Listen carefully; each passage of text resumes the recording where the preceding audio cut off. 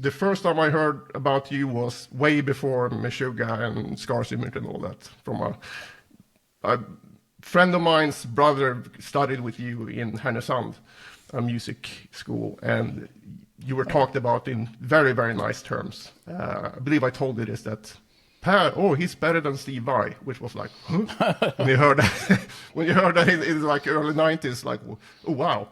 And then I couldn't hear you in any way, so the first time I heard it was the Symmetry, I think the first record. And then I was like, checks out, this makes sense. Not that I'm comparing you to Steve Vai or anything like that, but it was interesting to have heard so much about someone before you even get to hear them. Because when did you release the first Symmetry album?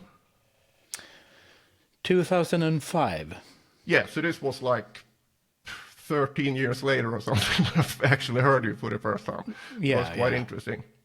But anyway, so what year did you start playing? I started playing in 1984 when I was 10 years old. Ooh. So that was a really good time to start. I mean, in terms of guitar, you had the whole like guitar boom coming up after that, right? Yeah, exactly.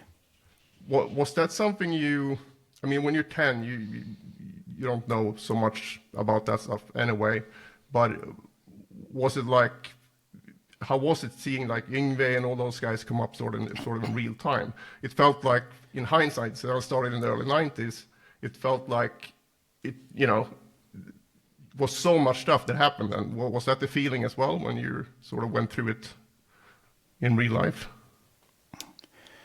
I mean, I don't think I was, obviously I wasn't thinking of that it was like a movement or anything. It just seemed as just like what life was. Yeah.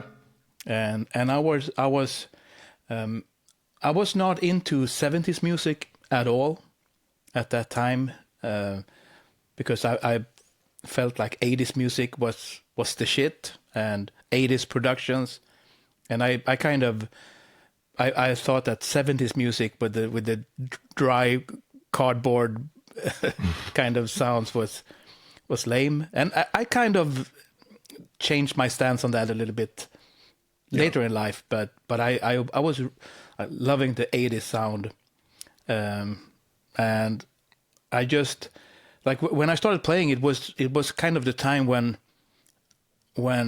my music listening sort of more started becoming more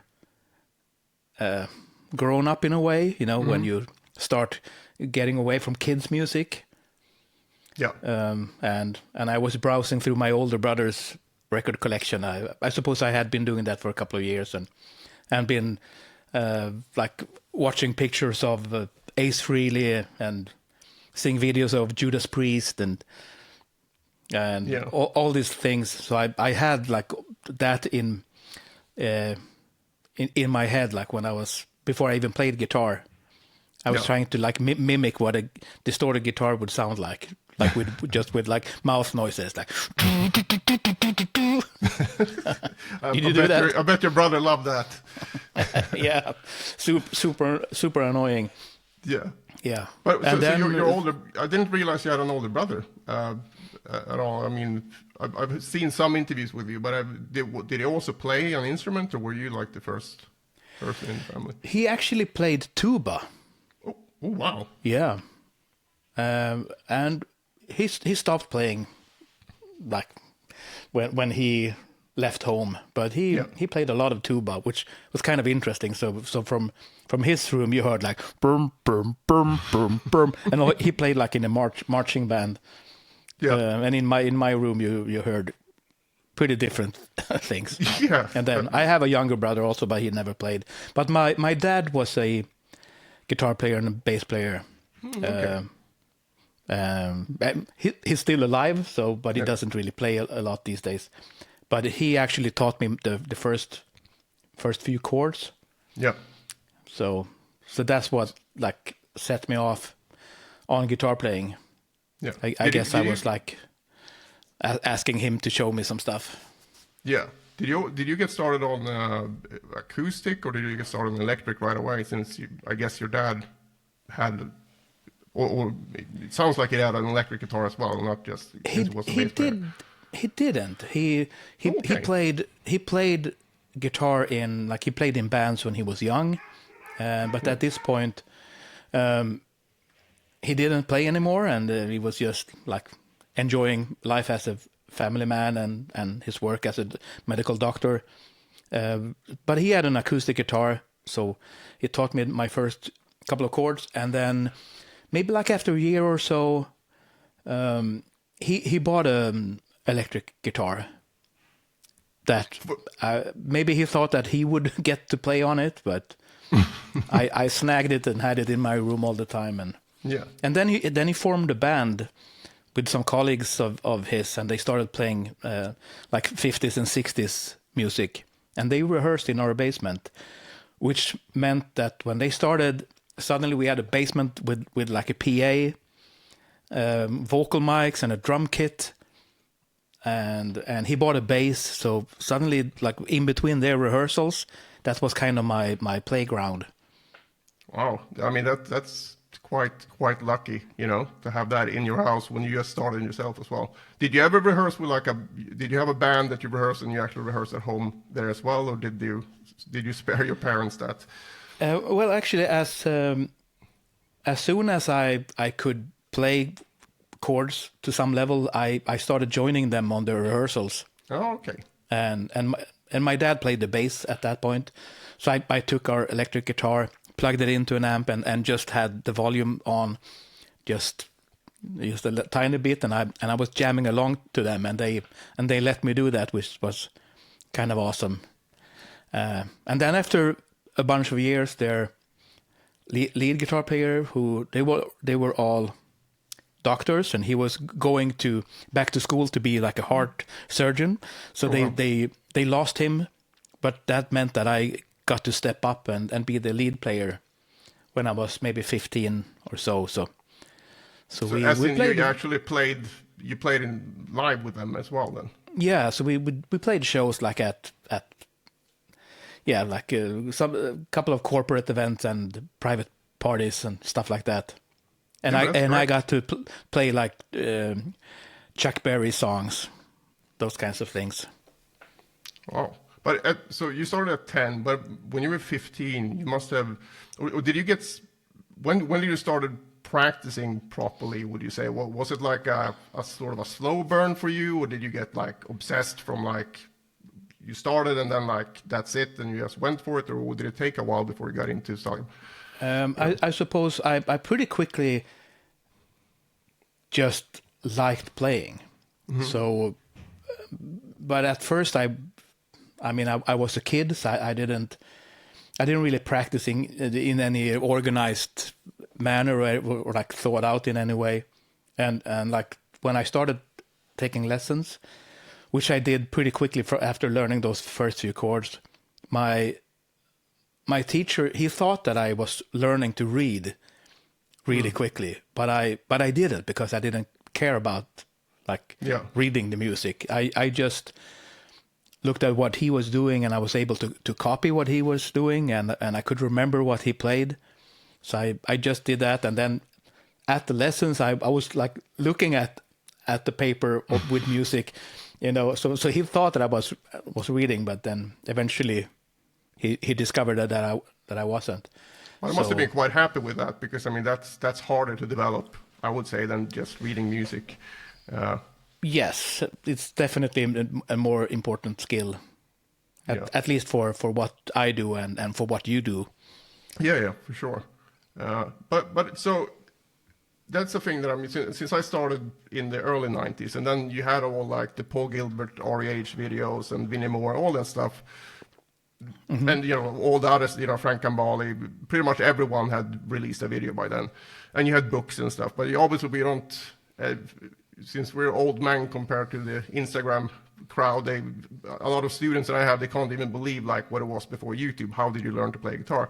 But for me, it's like, how did you get the information of like, it's hard. Like I would be surprised if you got like a organized practice schedule when you were around, 10, 12, 13, because where would you get that information? So where would you pick it up from magazines, or how did you do it there in the beginning? Yeah, so I suppose like up until I started gymnasiet, which you do when you're like 16, I was taking lessons at the local music school, and at first it was the acoustic guitar, and then I changed over to electric guitar. I took some bass lessons, and also maybe when I was like 14 and 15, I started doing theory lessons, and the school and I moved back to the town where I grew up a few years ago. So I'm back at the scene of the crime. Yeah, and so the local music scene here has a very strong jazz tradition. We have our own big band, and especially back then, the music school also had like some amazing teachers, and they were kind of young and had a lot of like ambition and enthusiasm still. So I mean, I was at home. I was playing Iron Maiden songs, and I started looking into a little bit like what Yngwie was doing, and other contemporaries, John Norum, Gary Moore. So that was what I was doing in my free time, and then I came to the lessons, and I had a teacher who was like, "Now we're gonna play Charlie Parker," and I didn't care about Charlie Parker at all, and I still don't really listen to Charlie Parker or that kind of jazz, but I had a teacher who was just like, "We're gonna play a jazz blues," and I figured just why not? I didn't object to that idea. Yeah. And he showed me like, oh, this is the Dorian scale. And, but I mean, that stuff is so important though, because I think I had a similar experience with the teacher that I had. We played like blue bossa and like stuff like that. I wasn't really interested in that. I was interested in like Yngwie and whatever. But I think it makes sense also, especially knowing what you sound like now, that you're a mix, from those influences as well. Not necessarily, Charlie Parker and jazz bebop in that sense, but in terms of like you're improvising over chord changes and you know what you're doing. So I think that's that explains a lot as well. But when did you get into so you said you were learning Iron Maiden and then you looked into some Yngwie stuff. Did you start transcribing as in just learning by ear, not necessarily writing it down, or what did you do there? Was it mainly listening, or did you try to figure stuff out as well? Yeah, I didn't really transcribe a lot of music. I never really did, aside from the occasional little lick or riff. But I was never the kind of guy who just learned solo after solo, and that was too much work, I suppose. I'd rather just try to see what they were doing and make something own out of it. Just to get inspired by the sound and try to find it. Yeah, pretty much.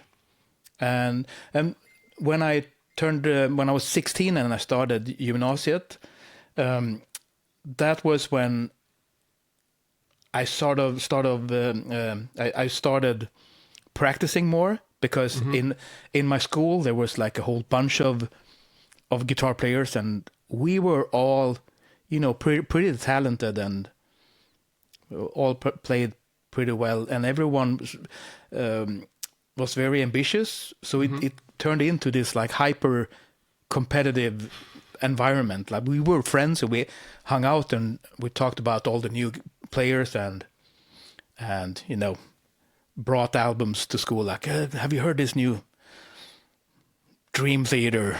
Like when they, for example, when they released Images and Words, everyone's mind was blown. Yeah. But those were the years when I was just practicing all day long. I didn't go to the lessons that were not music related. Yeah. So that's I just played all day. Yeah. And Yeah, Was it and I suppose, was it a music like music gymnasiums? Like was it like a musical yes, direction in it? Okay, so it, yeah, it was. It was. So, and at that time is when I started to listen, not to jazz really, but to more like fusion kind of music, and I listened to Chick Corea Electric Band, and I discovered Alan Holdsworth and things like that, and then I started realizing that all of this stuff that I had been learning about jazz music, I could find it in this kind of hybrid music where you get to play guitar with a rock tone or a metal tone, and not with a cheesy, clean shit sound. yeah. I mean, I admire like people who can make music like with like a semi-acoustic jazz guitar, and but it's it is not kind for of me. weird because considering that I mean it's a tradition, I guess, but since most jazz guitar players would be influenced by horn players anyway, so it makes more sense to have like a more sustained type of tone, you know, like Holdsworth or you or whoever, like a bit more distortion. So so this whole like rolled back clean sound, like rolled back the tone control is kind of strange. Actually, I agree with that.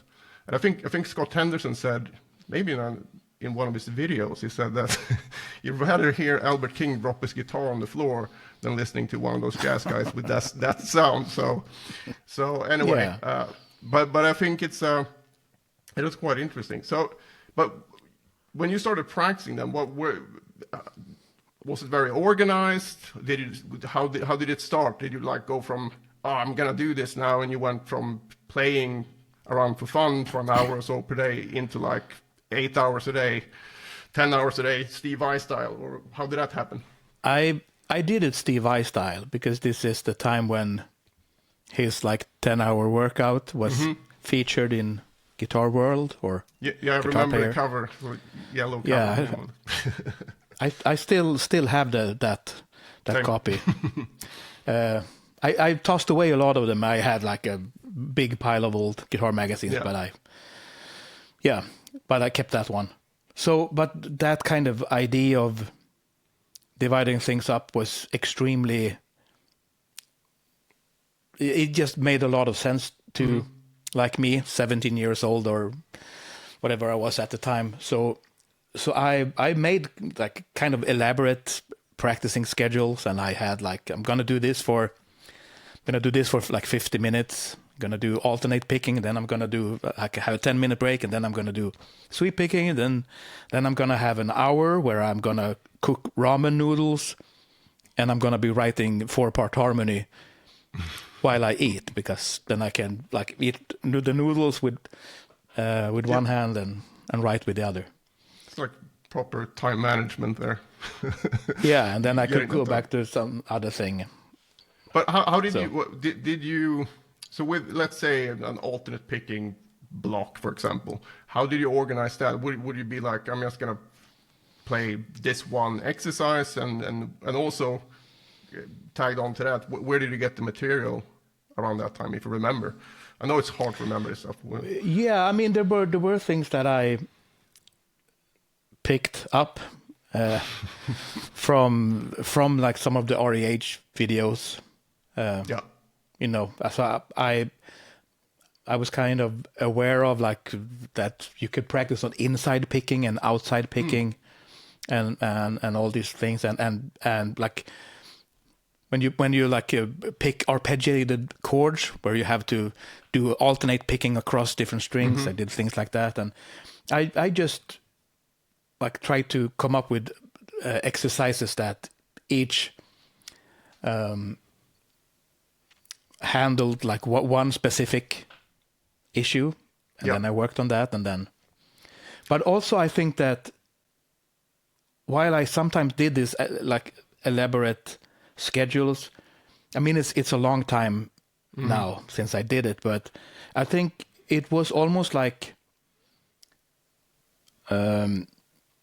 something that I took a lot of inspirations from it, but I think I probably mix these things up a lot, and sometimes I just got so excited with some topic that I could do it for hours, and I left the kind of practice schedule behind. But it's like the whole idea of it was just to spend a ton of time on it.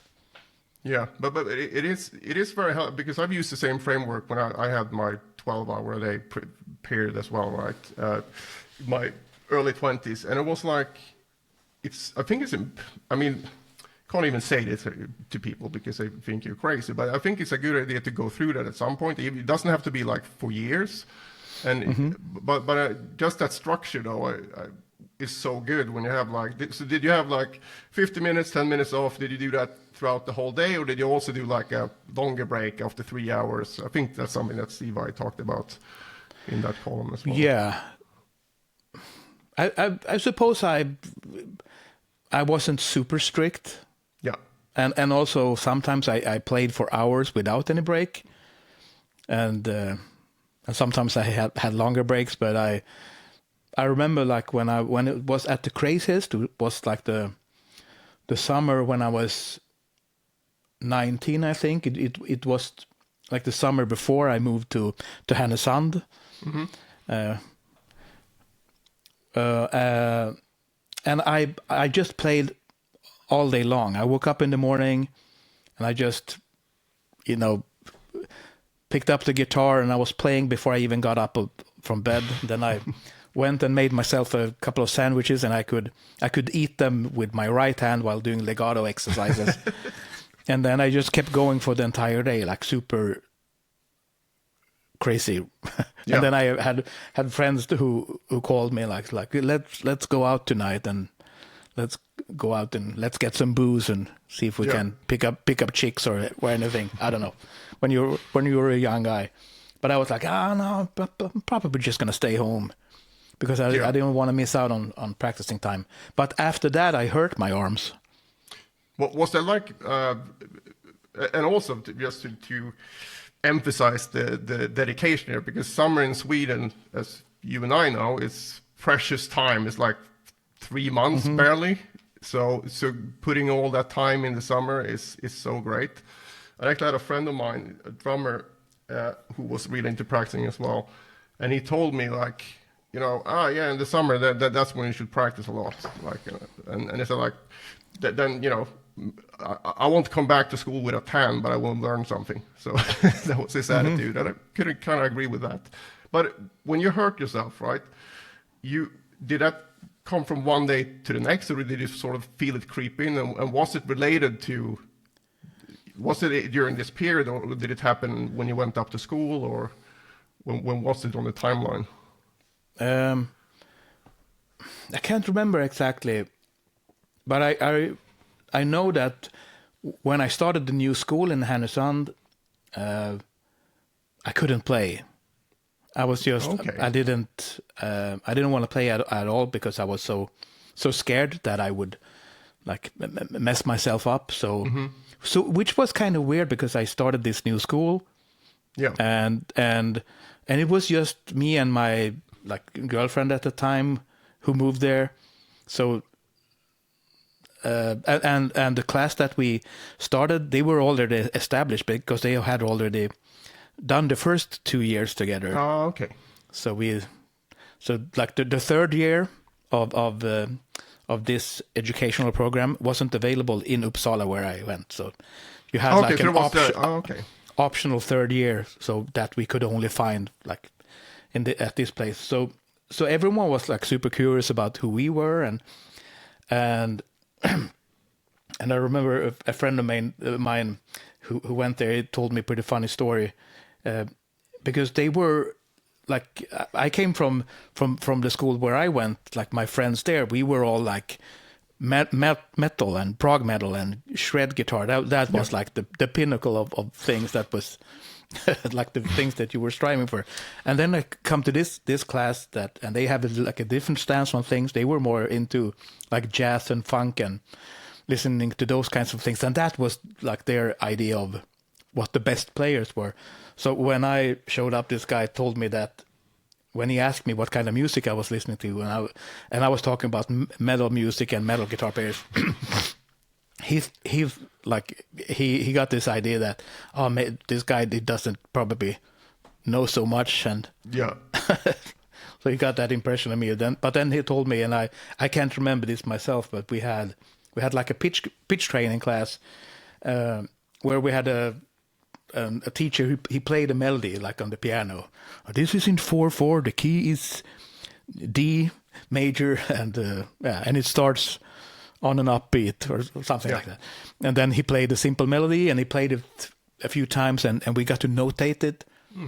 And like the first melody that was probably super simple, and Christopher, if you're listening to this, Christopher, well, he watched me like this, so he was thinking like that metal guy who listens to only to metal music, and like because when everyone else was done and had transcribed the melody, I was obviously still working on it. Yeah. But then, like, he leaned over and looked at what I had done, and I had harmonized it and written the 4-part harmony for it. That's amazing. Thought it was funny. So that was like where my mind went when I couldn't play. Like I had that as an outlet instead. Yeah. So the 4-part harmony, did you get into that in the musikgymnasium then, that you had to write that for school and then you just kept doing it? Because that's such an important thing for, composition and ear training, I think. Like, did you go through the Bach chorals, or did you just go like take a melody and harmonize it yourself, or? Yeah, I mean we had some book. Elementär harmonilära. Something that probably a lot of schools used, and it was like classical harmony. Mm-hmm. So when you wrote your own 4-part harmony, like when you had your noodles, did you just come up with a melody and then you wrote the harmony for it, or did you start with something that was already written, and how did you? Yeah, well, that? so the book that we had in school was like it was melodies, like the top melody, and then it had like the symbols for the chords, like a T for tonic and D for dominant, and and basically that was it. And then you just fill in the blanks, and there's some room for interpretation. Yeah. It is, it's quite strict. I mean, if someone wants to try it, it's like avoiding those parallel fifths and parallel octaves and all that stuff. And it can feel quite restrictive when you first try it. But, it's, I think it's good. I think probably everyone should do that, regardless of style, because I think it's it opens up your mind for music in a different way. When you work with notation as well, did you do sight singing, so you could did you have it done solfege, or like how did you relate to the sound of the because I'm assuming you didn't do it like mathematically either, like you could hear, since you could write down the melody that they played, so you must have worked on that connection to like writing and what you hear. Yeah, I mean, I didn't do any like classical pitch training things, I suppose. But since it was 4-part harmony, it was playable on guitar. Mm-hmm. As soon as you do more dense things and clustery things, it's more. It might even be impossible. Yeah. I mean, later on, I did things like that, but I programmed things, like just inputted it in MIDI. Yeah. So I guess sometimes it was a bit of a mix between like just a mathematical, because when you do like that classical, very rules-based 4-part writing, you can, that would be probably very easy to make an algorithm for a computer to just do it. but sometimes I could be unsure about some move, and I suppose I also could I could check what the individual lines sounded like, you know, because a well-written 4-part harmony, each line sounds, you know, pretty good on its own. It's supposed to be not too bad of a melody. No, for sure. But that's interesting. So when you write music now, do you find that you use this in, like, if you make vocal harmonies or anything like that, or is it just you go with? Because what I found, like, these rules, that what you can help with when it comes to composing is that, you know, the parallel fifths and stuff, you hear that all the time in later music, so it isn't that strict, but it is also, it can solve some problems when you all of a sudden hear something that sounds off, and then you can check and see, like, oh, okay, this happened.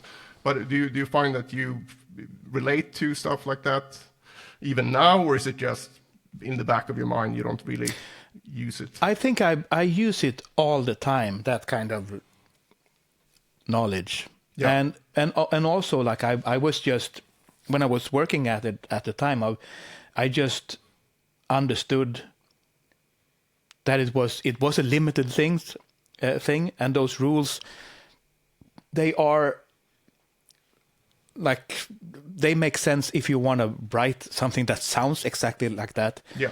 But then out in, like, when you leave just that small niche of music, you can do anything you want. Yeah. Obviously, and like parallel fourths and fifths are great, and in, like, a lot of, like, vocal arrangements that are not classical, that are more like pop oriented, like like, sorry for the sloppy chords, but you know, that kind of, like, parallel movement is, like, is super common, like in more modern music.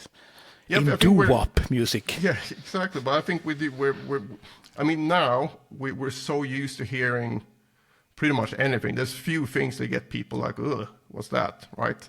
You have like minor seconds, like the Meshuggah type stuff, and people are like, yeah, this is cool.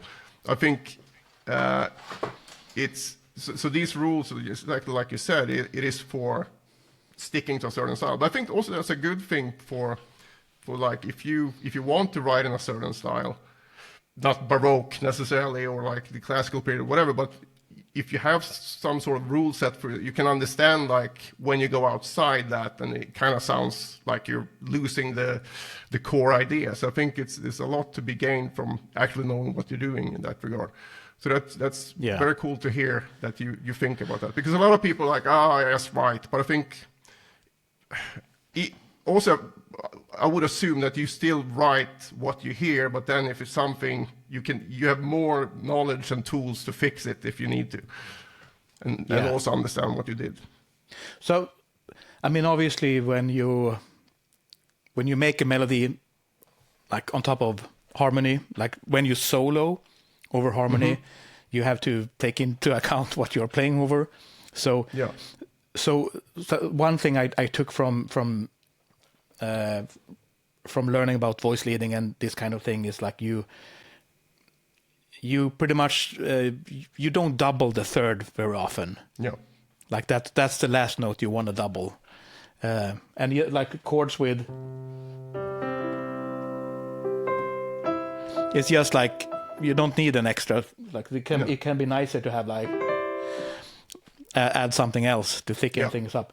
But so that means that if I'm playing over, like, a chord where the root note is the root, like the lowest note is the root, then I'll be happy to play the third in my lines. But if we have something where you have the third in the root, I don't want to be like as like I don't want to stay on that note, because that it's already doesn't there, sound as good. So in those cases, I'm gonna leave more towards playing over other notes. And also because when it's like when you double the third, it's like so if you don't double the third, you have like, now I double the fifth. So this, to me, this sounds like a C over E. But if I double the third, it almost sounds a little bit, it's still C over E, but it almost sounds a little E minor. Yeah, for sure. It's leaning towards being like an E minor flat 6 kind of thing. So it kind of changes, like very subtly, it changes the function of the chord, right? By just playing that note, it and do you think weakens the... You feel that it's because when you do things on a piano, right, it's the same timbre, like the same sound, and things like that get even more obvious. Do you find that, like, if you're soloing, you know, if you go full Yngwie and you go over the 5 chord, and it happens to be that you have like the third in the bass leading up to the root again, to the 1 chord, would you avoid then the sort of leading tone there as well, or do you find like Yeah, for example, if I'm playing over that kind of thing, and now it seems easier to do it on piano, because you can hear everything. I wouldn't do like, I wouldn't play the major triad. I would maybe do more like, I would do a sus2 or something. So I would avoid the third, because it's so heavy down in the bass to have it there. So that sounds more intriguing to me, or I do something else like do G sus2, something like that. I mean, there are plenty of options, but that's just like one thing that I'm. Yeah, just what kind of, because like the lead plus the chord and the bass note is like it's going to be the full thing that that you experience harmonically. And another example, in the key of C. I love talking about these things. This is like the thing that my mind is going to all day. But if you're on like the 4 chord,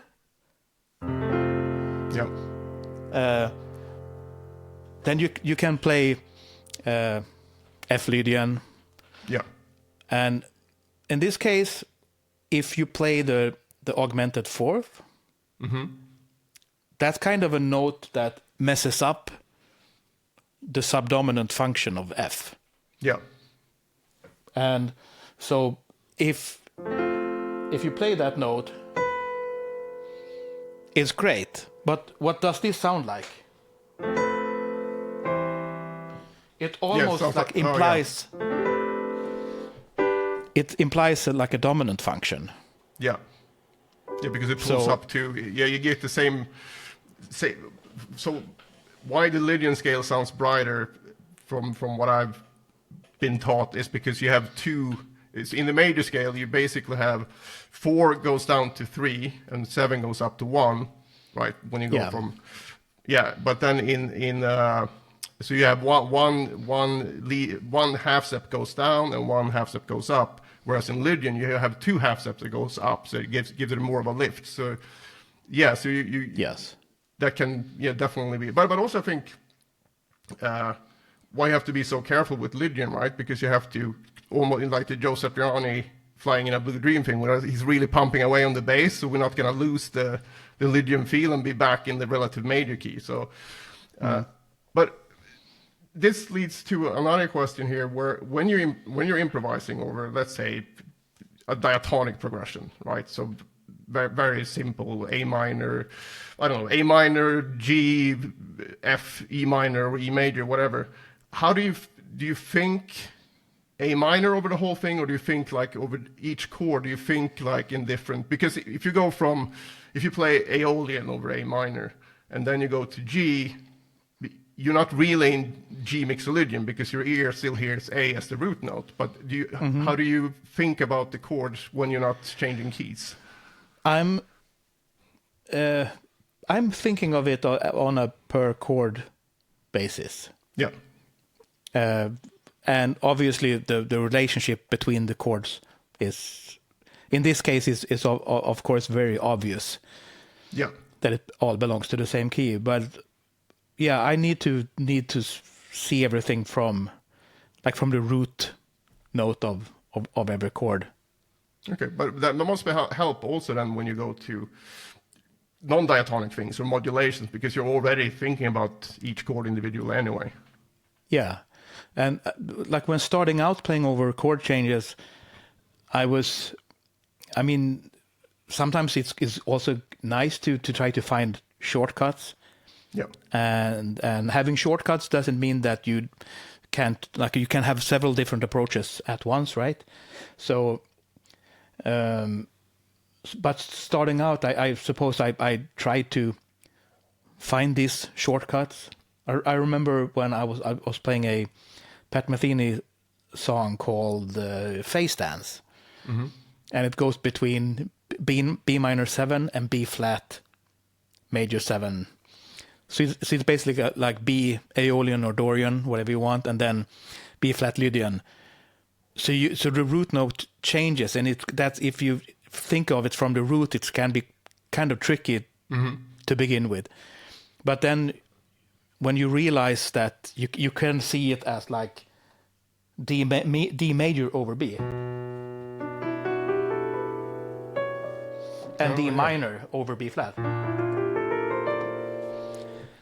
then you can see it as D major and D minor. And that opened that song up for me, because suddenly I could play D major and go to D minor, and then it was easy to see what notes needed to be changed when the chord changed. Yeah. But then there's a limitation to that as well. Even though that sounded great, and it's great to see those things. But for me, I also have to see like the B minor to B flat major. Yeah.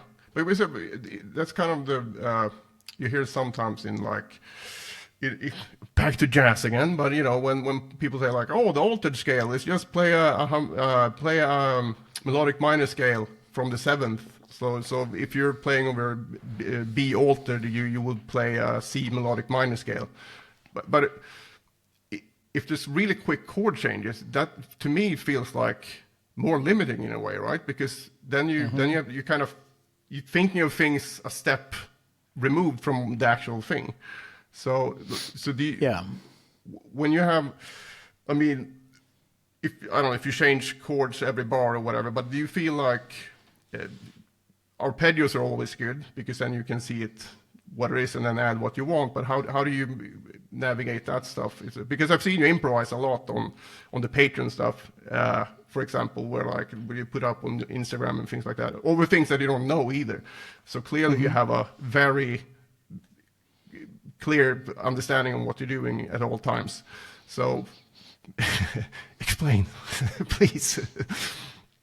Yeah, so I suppose when I see any chord, and even if it's not like spelled out in the backing track what's happening, but if I'm faced with A minor, the way I'm looking at it is like I have A minor, but then I have the rest. Like if you stack the thirds, so you have the full 7-note scale. So I can pick all the notes from that, and I can choose to either play around like the basic triad, or if I want to play around the top structure. And if it's something static, it's super nice to go in between the root triad and the upper structure triad in your lines, right? Yeah. Because then you have tension and release kind of thing within A minor. Yeah. And I think of every chord as that, which means that if you have something like A minor to F sharp minor, something like that, and you have A minor, you can think of the chord progression as being this, but you can also think of it as being like the upper structure things, and you can almost like consider those to be the root thing because Yeah. you are putting yourself on top of the chord. Oh, that's really cool. But when it comes to like, so a minor chord, right? When you're just playing over a minor chord, you can play whatever minor scale you want. You can go Aeolian, you can go Dorian, you can melodic minor, whatever. But when you're in like we said at the beginning here with the keys, key of A minor, that super simple progression. When you do the upper structure, because not all upper structures are the same. You know exactly what I mean. But it's like it can sound like if you go to the upper structure of a C major chord, you get the 11th in there, and then it sounds like crap, and you kind of need to raise that for it to work. But is that so? Do you have like a default, like you think Dorian upper structure over a chord, or is it still gonna be like you stick to the yeah? Do you understand what I mean? What upper structure do you have? Like if you get a minor chord, do you have like a default? Yeah. So in some cases, it's going to be like obvious what the most appropriate scale would be. Like if you have like A minor, G, F, E, and back again, that kind of thing. It seems like pretty obvious that it's going to be Aeolian. Yeah. And while you can do melodic minor or Dorian and other things, you could do it, but it's gonna be it's gonna be like introduce some kind of dissonance or something. But you always have options to do chromatic things. Yeah. You know, and you can do like there's so many layers to how you can think about this. I'm gonna pick up my guitar so I can please do. play something. Hold on, let me see. Let's see what I'm doing here. Technical problems. So I'll be back online very soon. All right, so here's my guitar. Here we go. Yep. So A minor. You can hear the guitar now? Yep. I mean, I can play around just A minor. Or I could play over that upper structure.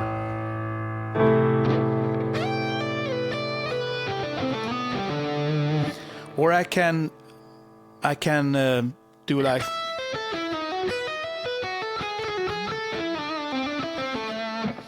things like that where I superimpose a chord progression.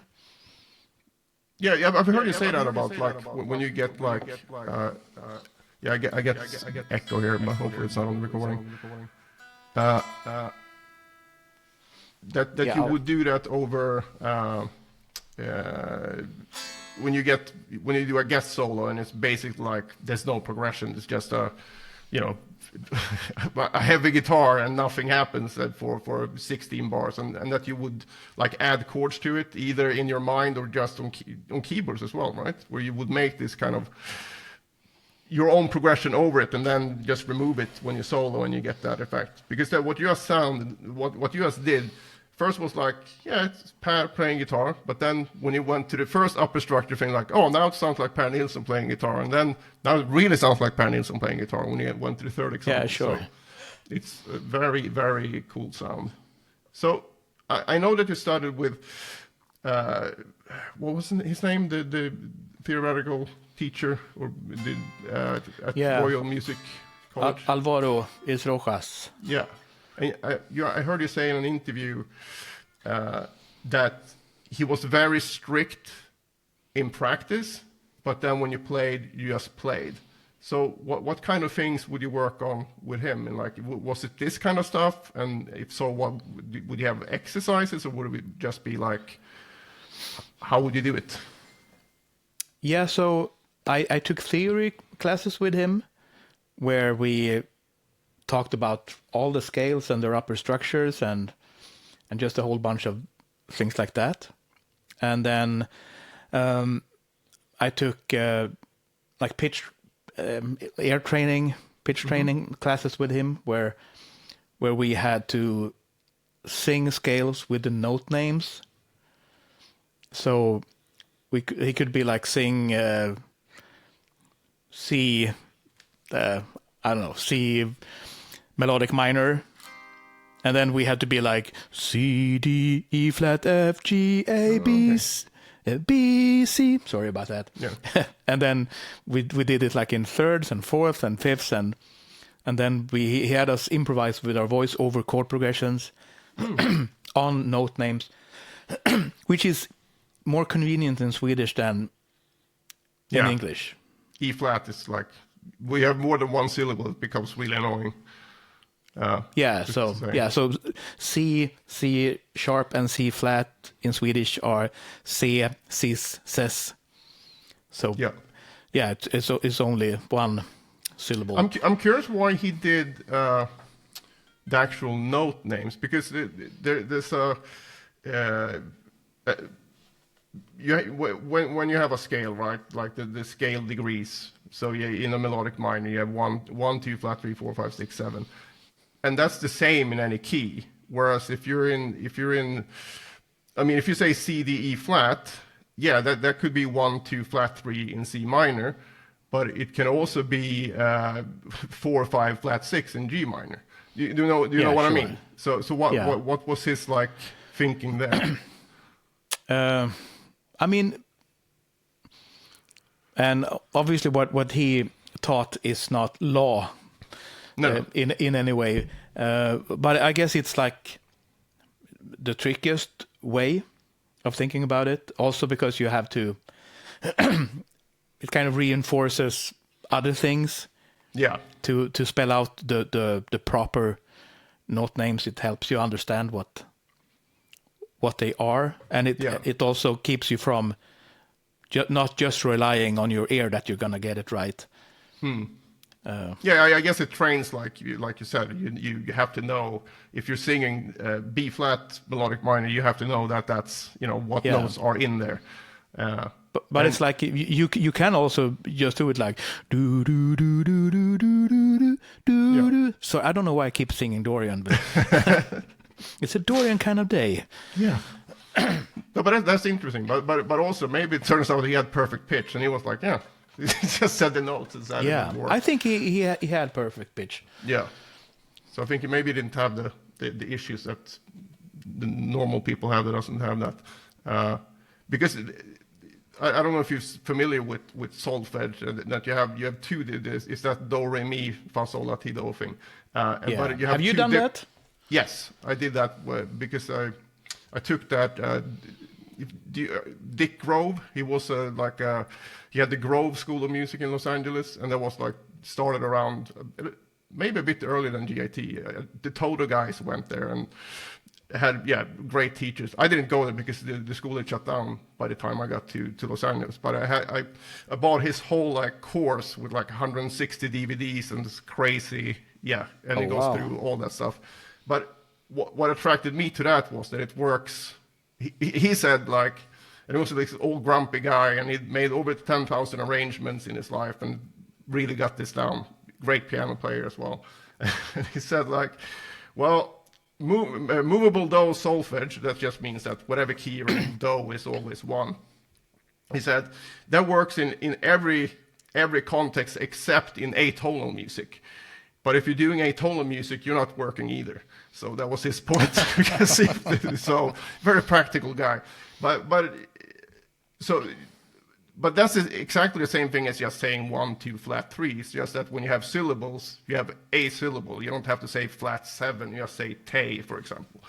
And but what I like about that system is that it reinforces.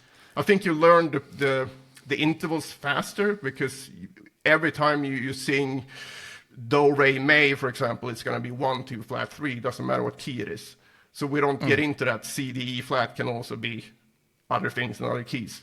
But I think both ways are great. And I think probably most guitar players that listen to this, they don't do either. So do one of them because it really helps to find your way in the fretboard. Eat your vegetables. Exactly. So, I was about to say that. So you have the other type of solfege you have. It's kind of like this, you still say do, re, mi, for example, but then do is always C, re is D, mi is E, and then it kind of goes back to just saying the note names. But I think that's from like the French tradition of like how they say the names, and that's what they do. But I do think that like putting any name on the notes is going to help you more than just not doing it. So, but when you improvise then on the fretboard, do you think in note names, or do you think like in function, or both? How do you function? Yeah. I rarely think in note names. Yeah. So it's basically because the note names are useless. Yeah. In when playing.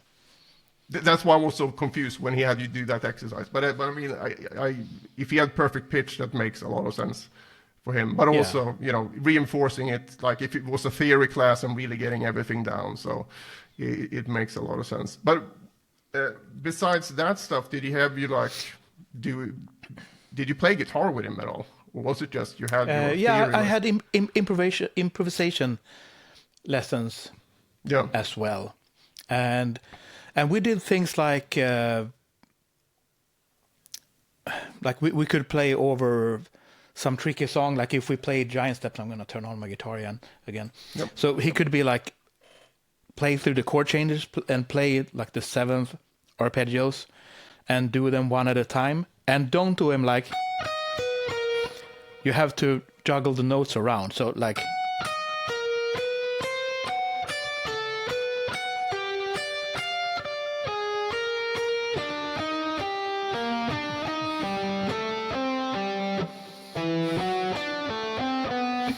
Like that. Yeah.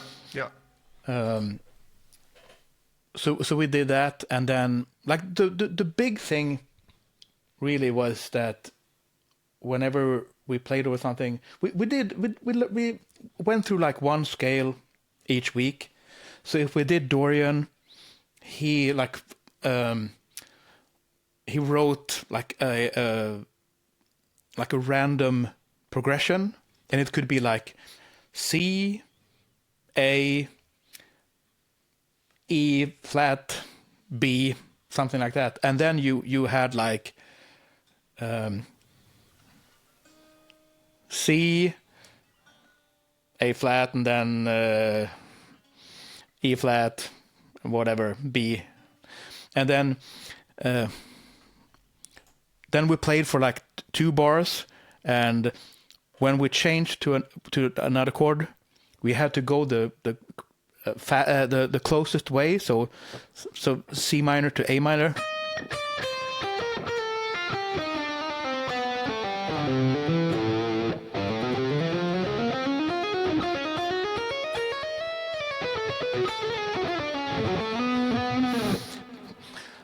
Like that, which was like super helpful, and he was also he was always recognizing when you played a good idea, and when you played something nice, he was like keep going. So it was very inspiring in that way, because he had both like the kind of methodical, almost mathematical approach, but he was also like really listening for musical things. Yeah. So, but it sounds like an amazing teacher. I mean, again, I've heard quite a few of your interviews, and it's you seem to be like yeah, I want to study with him. Did he start? Because I had never heard of him before. That doesn't mean anything, right? But I haven't heard about him before. But how did you hear about him? Did you like see him play somehow, or did you just hear through like people who'd studied with him? How come you did that? Yeah, I mean, I after gymnasiet, like a couple of years after that, at the time I was living in Gävle, and I wanted to move to Stockholm because all my friends had moved either to Stockholm or to LA for MI. Yeah. So and I, for whatever reason, I didn't want to go to MI, and my girlfriend at the time didn't want to go, so we were kind of sticking to Sweden. So I went and studied at Kulturama. Oh yeah. For a year, like a private school, because Alvaro, he was their like theory teacher, and he was like at the Royal Academy of Music as well. He was like the main theory teacher there, but I think he left that gig after he had like some like he butted heads against some other theory teacher, and they couldn't agree on some harmony theory. I think it was something like that, which I love that. That's hilarious. They had like a bit of a feud. But like I heard about Alvaro, and he seemed to be like a legend of sorts. So I went there to study with him, and actually, and this was kind of weird because guitar lessons or like instrument lessons was optional, and even though they had two amazing guitar teachers, they had Johan Öjen and Håkan Gode. Oh wow, Johan. I've heard Johan. I've heard a lot. I haven't heard the other guy, but Johan's like Yeah, I mean they were Swedish great, both of them. But I could choose between having one of them or have improvisation classes with Alvaro. Yeah. So I chose that, and I'm super happy I did, because like the stuff that I learned from just like a year with him is like the stuff and the mindset that I'm still working on. When you worked on like sort of upper structure stuff, would you take like if you're working on Dorian, for example, would you then do like, okay, the normal triad you wouldn't really do much with, and maybe not even the next one either, because it's the most vanilla sound ever, right? Play on a D minor 7 over D Dorian. It's kind of like you disappear, like vanilla on vanilla ice cream. But would you just take the next upper structure triad and then keep that as like a limitation and improvise only with that, or how did you approach getting this in? Because there's so much information, so when you look at it, it can be like, where do I start? Yeah, so I mean, we talked about a lot of this at Alvaro's lessons, and for any scale or mode, there's typically like one or two, in certain cases more, but there's usually one or possibly two upper structure triads. That makes sense, and like the upper structure stuff, you can structure that any way you want. You can do like quartal things or quintal things and clusters and however you want to do it. But the thing that we were working on was especially major triad superimpositions, and in the case of like minor 7, it's like that's like an F triad over D, but it's like it's so close to the root triad that it's almost not worth talking about as the upper structure. But if you have like C over D minor,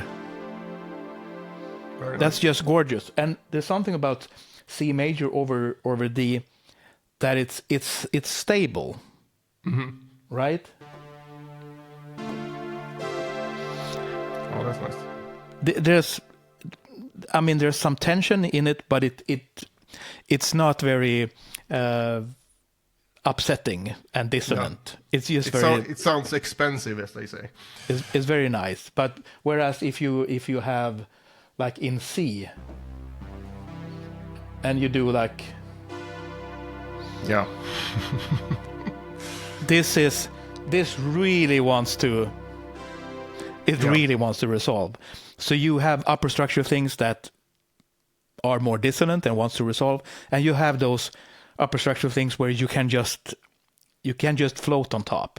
Yeah. And those are the ones that I'm using the most. The other ones are more like passing, and it's like a reflection of what would happen when you play a melody. And if you have like a major 7, and then you have the 4 as the melody, it's it just wants to resolve to like the fourth to the third.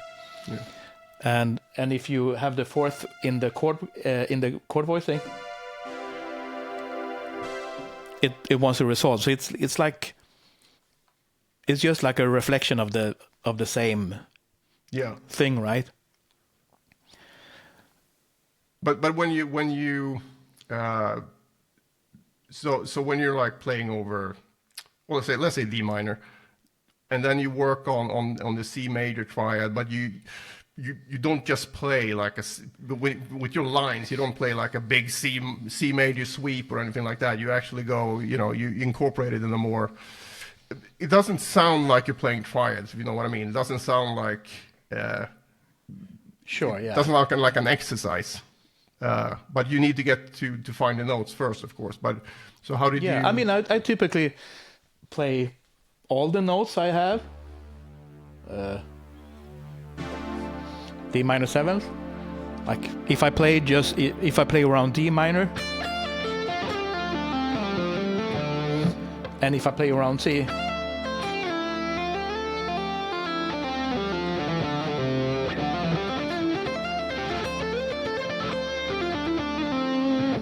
Something like that. But it's so interesting this though, because it's when you play like that, it sounds like you're finding notes that are not in the actual scale. You know what I mean? Not that it does sound. It always found it interesting that all these notes are just part of the scale, but when you really focus on them, it gets a completely different sound. So I mean you are suggesting another like center of gravity. And because like if you let's say you go from D minor to B, like then you hear that as that, but if you have the upper structures,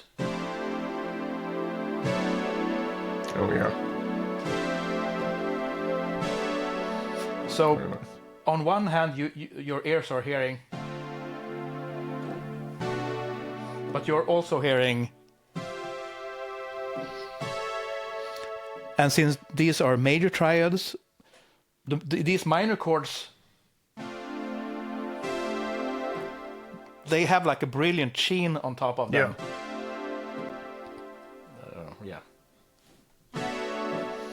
That is nice. So it's like you have that major sound, and it's like your ear can hear, even if you don't understand it, you hear that it's like a different thing going on top. But also, when you're that specific with things, right, and you find your favorite upper structure triad, that's also like a form of ear training, because you know after a while how to get that sound, so you can be in control over it. And I love moving. And I said something about this earlier, but I love going in between them because, like, let's do this again. Yeah. So keeping in D minor is a cool sound, but C is a cooler sound, but you can do like, and especially if you do something where you have a static D minor vamp and you have to make things stick out and be cool, you can do like one bar of each, like 3, 4.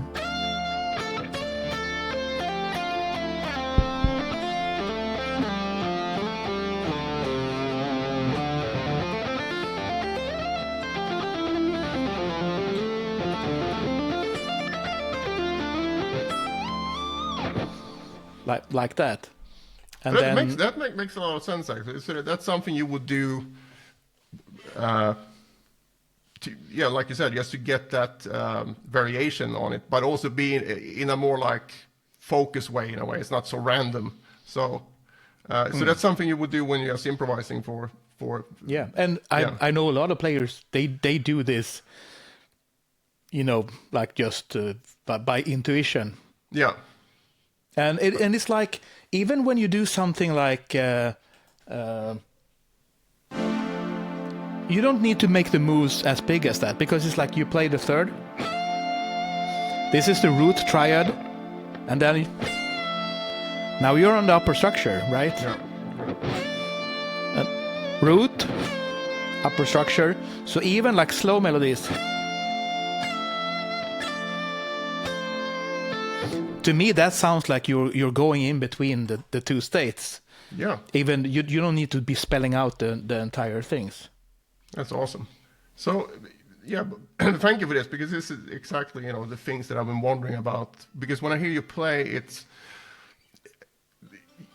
doesn't sound exercisey, obviously, in any way. It just sounds very musical. But I've always wondered, like, what goes on in your head when you do this, because, it's clearly not luck when you, when you improvise. You know what you're doing, but also, like, how much thinking do you actually do when you improvise, or do you just try to go with what you hear and get that as close as possible, or do you have like a, I mean, if it's something that you're comfortable over, I mean, if it's something that you're like, oh shit, I need to make this change, then it's different. But in terms of like day-to-day playing, is it just you just do it and then you go from there basically? It's less and less thought involved, I suppose. And these things, it's like I've been playing all these things so much and for such a long time that I don't need to think about the scale degrees and what I'm doing for most of the time. So and everything is so connected to what it sounds like. Yeah. Also, so I can make the decisions on, what the result is going to be. Yeah, because it is like when we're speaking now, we're technically improvising. But if I try to think like several sentences ahead of what I should talk about, it becomes a very weird conversation. and that's the kind of same thing with improvisation. Like when you try to think too much, it becomes a bit like you lose that. Well, you lose the improvisational feel of it, I found. But you clearly just, you don't have that problem. So when you, so these are triads, right? Is that mainly what you do? You don't go like, actually I use, because you can also do, instead of just a triad, you can go to 4-part chords, so you add an extra note, or do you feel that goes into like, you kind of blend the sounds and it gets into too much of a... No, I do that as well, but those are just like, to me, they're just an extension of especially like seventh chords, minor seventh, major seventh. What I mean, yeah. They are just like an extension of the triad, and one triad on top of the other triad is basically just that's what it is. And if you want to do like a part of it, or you want to show this part right here, and then you want to do that part right there, or even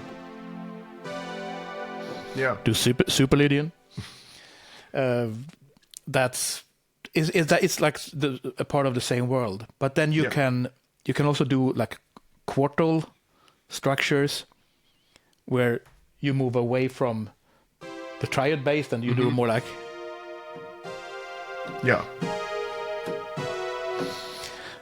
those kinds of like quartal sus2 and stacks. sus4 type things. Exactly. And a sus2 and a sus4 is basically a quartal stack, like an inversion of a quartal stack. That's the thing where they kind of like when like, okay, I'm gonna go through the sus2 triads now, and then like, sus4, this is the same shape but here. It's like that, so you kind of have to know where the root note is when you do it, otherwise you'll confuse yourself. So that's a little bit of a different sound to me. And it's like, and speaking of the triads, when you play over the like C over D minor, that's like a stable, nice triad. But obviously you can like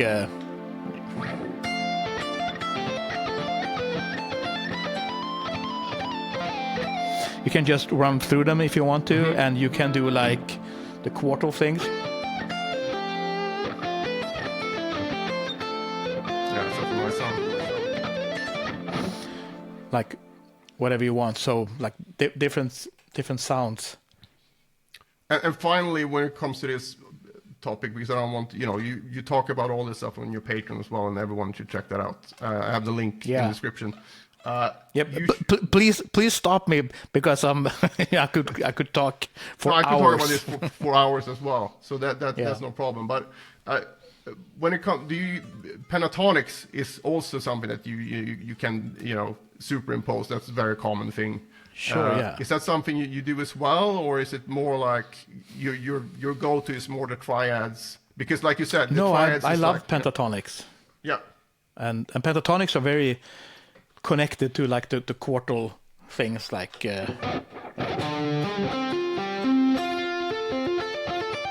most of those are perfect fourth.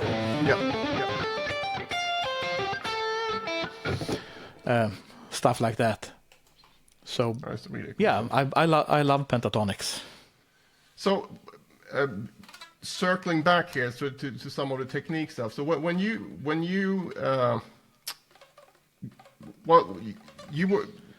did you have your hand problems? So you had hand problems first when you went up to Nilsson, but when you had that long stint of, was it 4 or 5 years where you couldn't play at all? Yeah. That was after, right? Was that also after you started with the teacher? It was actually right after that. So did you keep doing because exercise? When I lived in Nilsson, like I had problems for a couple of months, 3 months or so, and then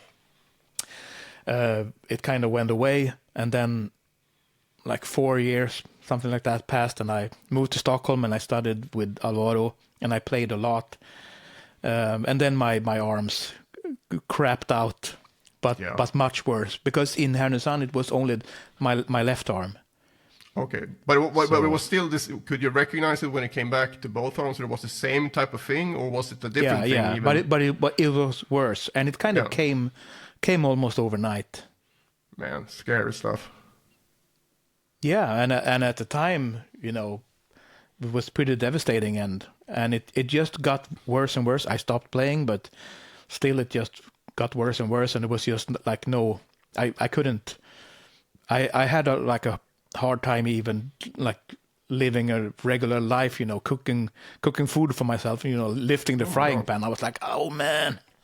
So did it hurt, or did you also feel like weakness, or was it mainly that it just not really weakness, more like just pain? Yeah, man. And did the doctors know that? I assume you went to check it out, but did they have any idea what it was? Like, did they have a name for it, or was it like, I mean, when you go to a doctor and it's like, I used to practice 10 to 12 hours a day for months, then they're really like, stop doing that, but because they couldn't understand that. But in general, was it like a?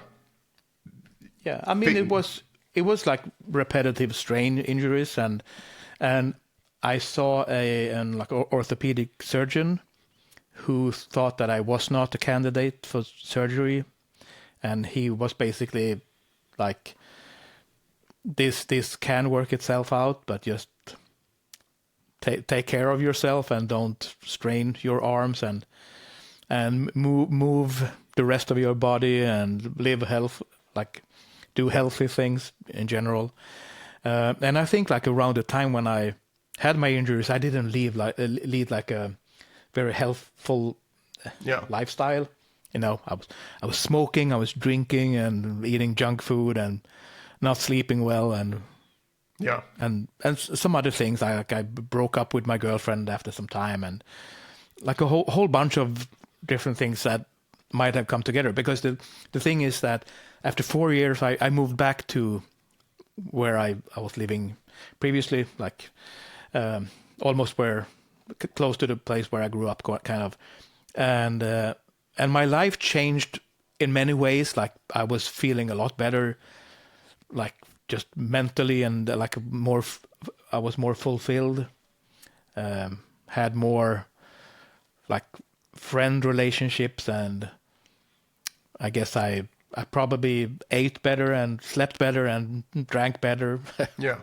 You know, things like that. And after a year, I could feel like the pain started fading away. So. Oh, that's great. So you see, you started because I've heard you talk about this before, right? But so the pain went away after a year, or started to go away. So, but you didn't dare to like pick it up and see until long after that, right? No, so I didn't play for 4 years. Yeah. And like after. I can't really remember the exact like chronology of things, but but I probably started playing a little bit when I lived in Stockholm, but then I moved to Gävle, and things really got much better there. Yeah. And I just wonder if it might have something to do with lifestyle changes. Yeah, but I think I mean probably sometimes like even small changes in how you live and how you handle things can have a great impact over time, right? Same as my practicing and my ambition led me to a pretty bad place over time. That didn't happen overnight either. So yeah. But I didn't play for 4 years, and then it took me about a year to get back into playing. Yeah. To where I could play like a couple of hours a day without dying. Yeah.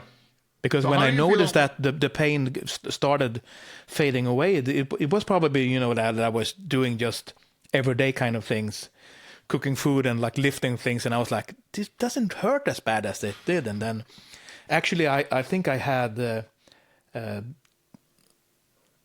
probably like all my guitars were at like the pawn shop at the time, so I had to go like buy one of them out. I could have a guitar at home, and then I like played for 5 minutes, and then I was like waiting, like, and then it didn't hurt as too bad, So I dared start to play a little bit, but it was probably, the best thing you could have done anyway, just because now this was quite a long time ago, and you haven't had any issues after that. Really? Not really, no. That's great. So technique-wise, so when you were like at your peak practicing period, and then you stopped because you have the injury, when you came back, was it like, how did you feel playing guitar again? Because you were having like a hard stop for 4 years. That's, you didn't just, I'm not practicing, as before, it's just nothing. How did that feel like when you, physically? Well, I was a bit rusty at first, for sure. But, I think like technique came back pretty quickly. Mm-hmm. I think it was more like of a stamina thing that I could feel my hands got tired. Yeah. In the beginning. But a lot of it, like legato stuff and tapping and stuff like that, that was just like almost instant. Yeah. I could just start playing that kind of thing, and it was more like the stuff like that requires more extreme precision, like alternate picking. Yeah. I suppose that took the longest.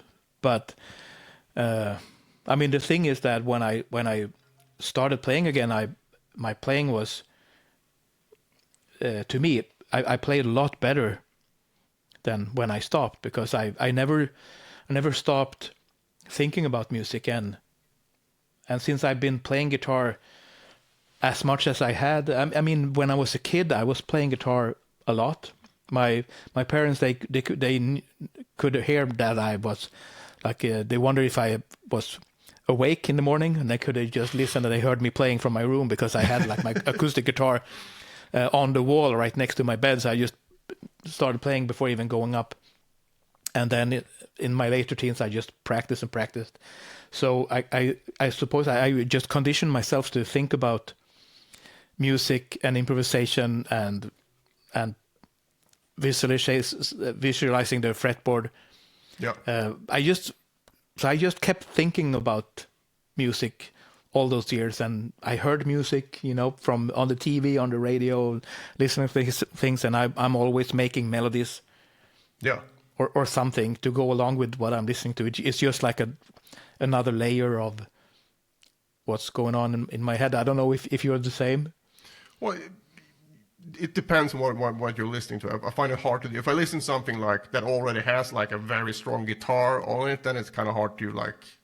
Yeah. Do. But I get what you mean. But I was actually interested in that because when I heard previous interviews, it was like you kept thinking about the guitar and music and all that stuff. But did you do that in any sort of like structured way as well, or like you were like, okay, I'm gonna explore this sound, but in my head now, or were you more like, since you didn't know if you would be able to play again, was it a bit hard to also like want to spend time on it at all? So was it more this like, well, the stuff that happened in my head is more of an automatic, unstoppable presence that I have to live with. Yeah. So I mean that just kept music alive in that sense, but also when I sort of understood that I'm probably just gonna have to live with this for a while, I started programming a lot of music. Like I had a little sequencer, Yamaha QY300. Oh, I had the QY20. All right. So I had the big model. So I was just like step editing music, and I was like, for example, I went through all major and minor triads, and because I wanted to know what they sound like together, so I was like C major and B, C major and B flat, A. So I did things like that where I actually like actively like cataloged the sounds, like in my ears, and I wrote so cool. Yeah, no, go ahead. Sorry. Yeah, and I wrote a fair bit of music on that sequencer, and I did some recordings where I had friends play guitar on songs, and eventually I've used bits and pieces of that music in Symmetry songs, which is kind of cool. It kind of ties life together and makes more sense of that period. Yeah, it's amazing though. But you must have been so happy when you came back, and also having all these new, ideas that you collected throughout the years as well in between. So yes. But did you do anything like? Did you just play and improvise and take it easy, or did you, for like getting the technique back, did you do anything like, I'm gonna do this exercise again, or were you like, no, I'm not even touching any of that stuff? Yeah, since coming back from injuries, I didn't really practice exercises. I haven't done that since I was like 23 or so. Yeah. So I've after that I don't care about inside and outside picking. I just like whatever technique I picked up from those years and that I have kept is what I'm using. So I'm not really striving for more. So I just make do with what I have. Yeah, but that's interesting because I teach guitar, and I tell my students like, well, technique is really important, but only until the point where if you can play anything that you want to play, and that's going to be different if you're the pinnacle of guitar for you is AC/DC, you're going to have less technique practice to do than if it's Dream Theater or Scar Symmetry. You know what I mean? So it makes total sense to me, because I don't see.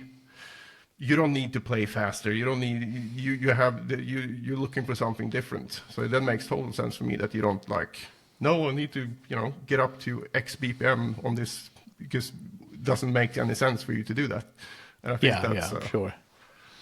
So that makes a lot of sense. But your style before you came back to the guitar? Was it sort of the same? Because when I listen to you play, you remind me of like the first Scar Symmetry solos I heard, for example. You reminded me more of like Jens Johansson than Yngwie, if you understand what I mean. In terms of like your phrasing and obviously what the upper structure stuff you play, but also like some players you listen like I love Paul Gilbert, I love vintage Paul Gilbert, but it's very like, here comes the picking, and now it's legato, and then he did a sweep, even though he doesn't do that much. But you know what I mean? It's kind of like you can hear the techniques, whereas if I listen to you, I don't hear the technique. I just hear the music, if you understand what I mean. I get the same thing when I listen to Guthrie Govan, for example. I don't hear, like, I can hear, if I listen, like, oh, that was a sweep, or that was tapping, or whatever, but it doesn't, it flows in a different way, if you understand what I mean. Was it that way before you got injured as well, or was that something that sort of happened afterwards? Good question. I think I'm more because I'm like looking back at like the 20 plus years when I have been releasing albums. Like the first post-injury albums I released was Altered Eon in 2004.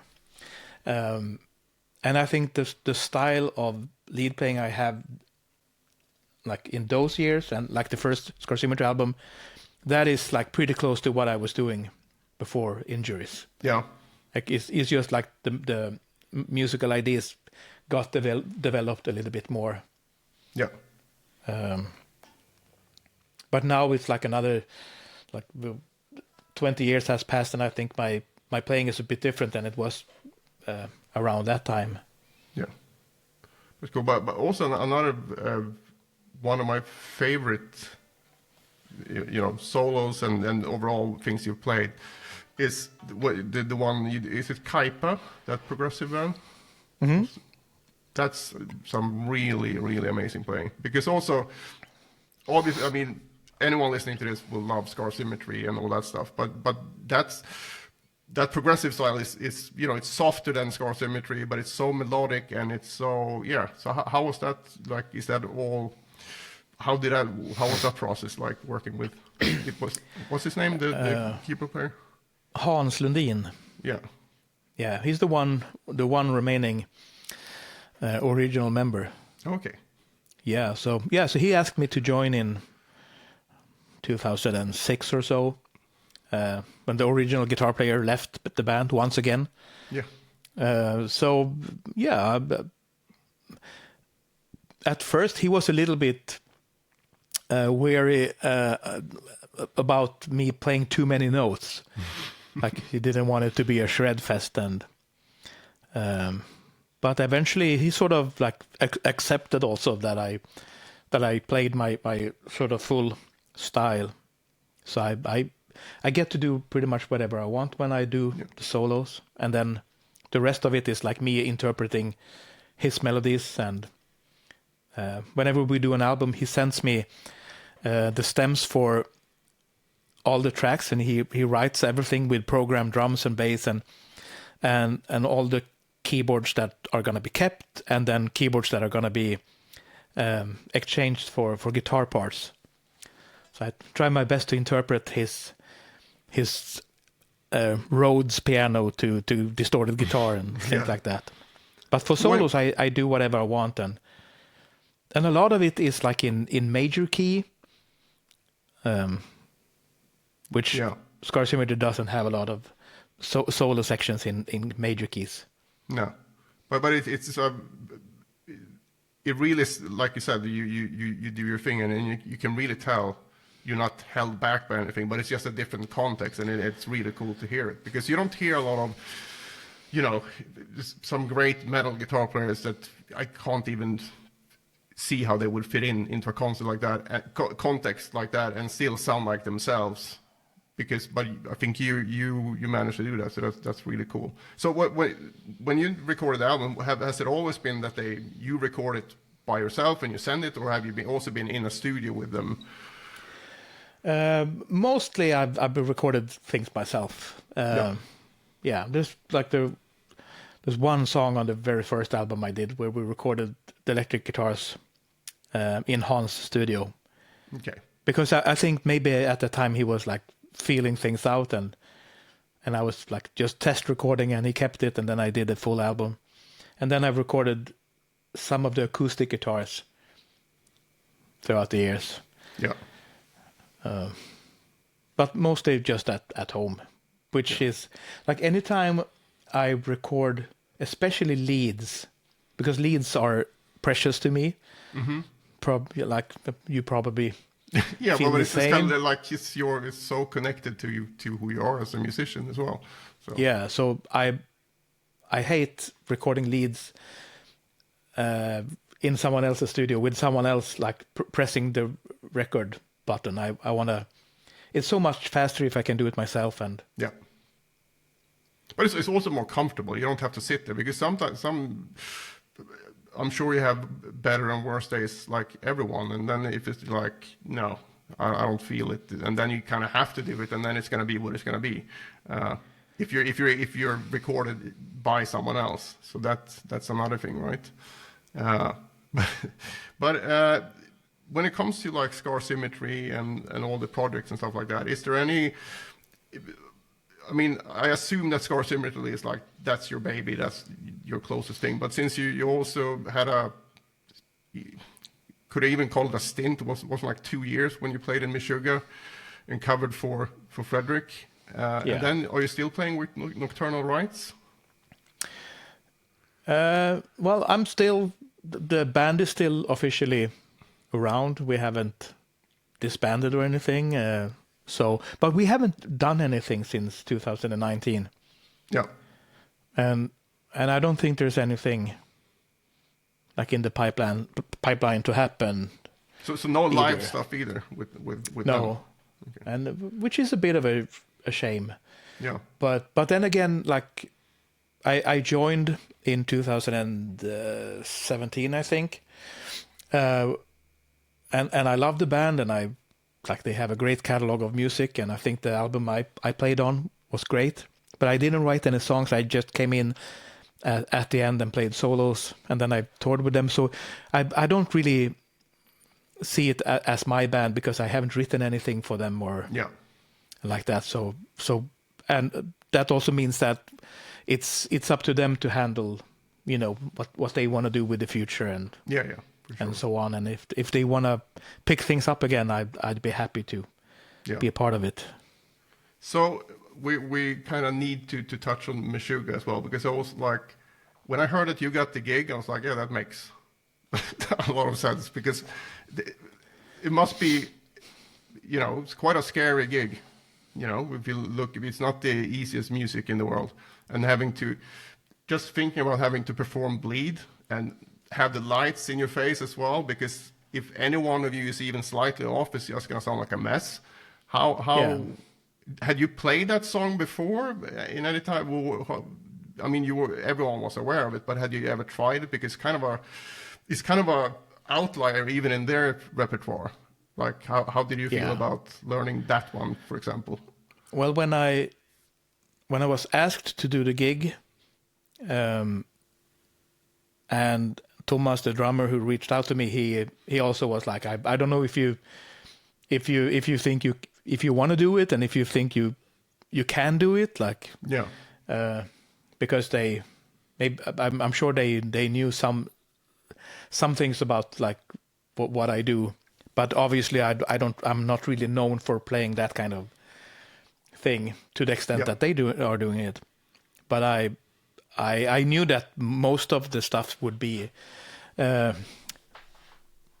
maybe not easy, maybe not be the right word, but I thought I would have a pretty good handle on most of it. But obviously I knew that Bleed was going to be a challenge, so I wrote back like, for sure, I'm pretty sure I can do it. But if we're gonna play Bleed, I need to go to a practice camp. Yeah. Then he replied, like, practice camp it is. Yeah, but didn't he have to like redo his own technique to play bleed? That's what I read somewhere, that he Thomas, that he had like to work on that kick drum Probably, pattern yeah. for Yeah. like 6 months to get it to a live Yeah, live quality. I think they all had to. That's relieving to hear, to because when you hear it, do it's a such thing, an onslaught, and when you try it, like, because I've never played the whole, so I've played the rhythm, of course, because you have students who want to play it, but it's Yeah. like, and that's just me sitting here in my own studio, but doing that, and I've seen the light show as well. It's like, holy shit, that's a next level concentration as well.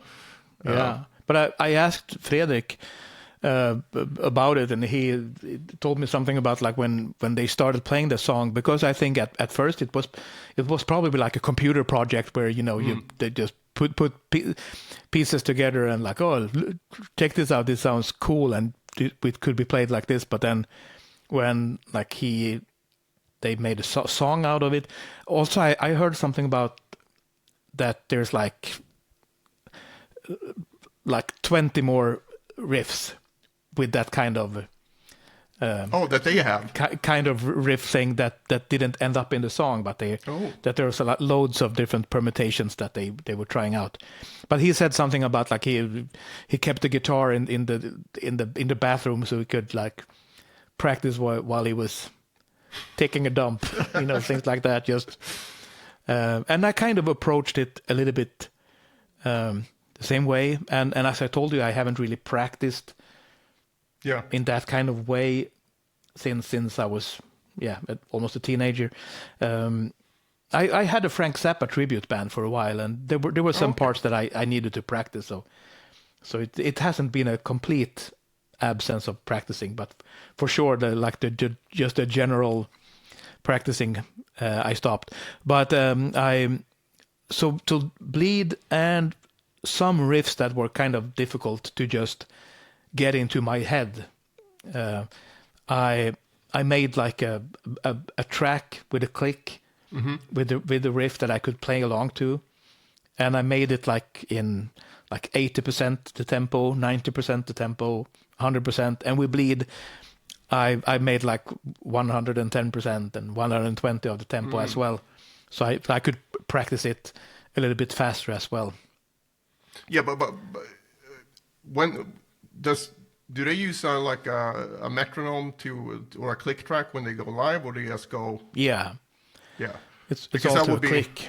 Yeah, but that helps though, because I've seen, you know, Dream Theater, for example, when you saw Mike Portnoy felt, you know, had too much coffee or whatever, and it counts in the glass prison like 20 BPMs too fast, so you can see the panic in Petrucci's face. It's like, so you don't want that to happen with bleed. Yeah, but their light show is all automated. Oh yeah, of course. Yeah. So how was that though? When you play bleed and then you get that crazy lighting for that song in particular, what was it like? Yeah. You close your eyes. What you do? I didn't really mind that too much, but we like before the first tour, we rehearsed like for a month. And then we flew to the US and we did a production rehearsal the day before the first show with lights. They like rented out to some warehouse where we put things up. So I got to play in a room with the light rig behind me, which was kind of interesting. But then the first couple of shows on tour was actually outside. Oh, okay. It's outdoors. Kind of shows, which helped, but then again, like I played the first few shows, I played them with like my eyes closed a lot of the time. Yeah.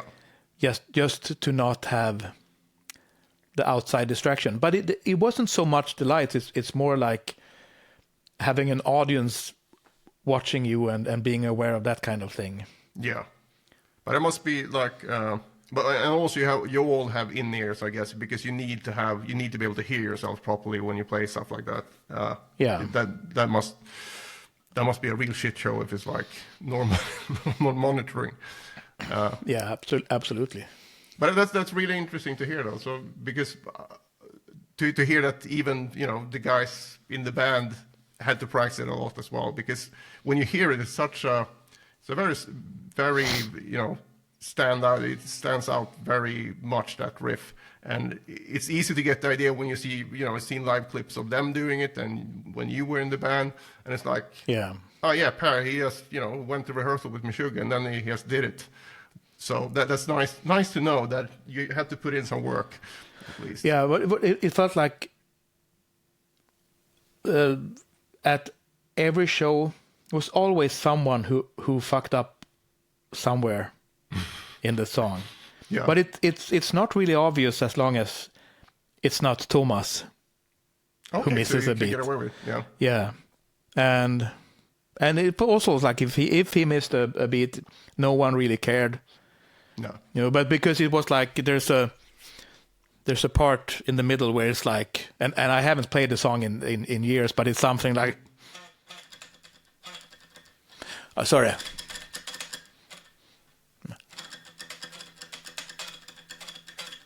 Oh, yeah.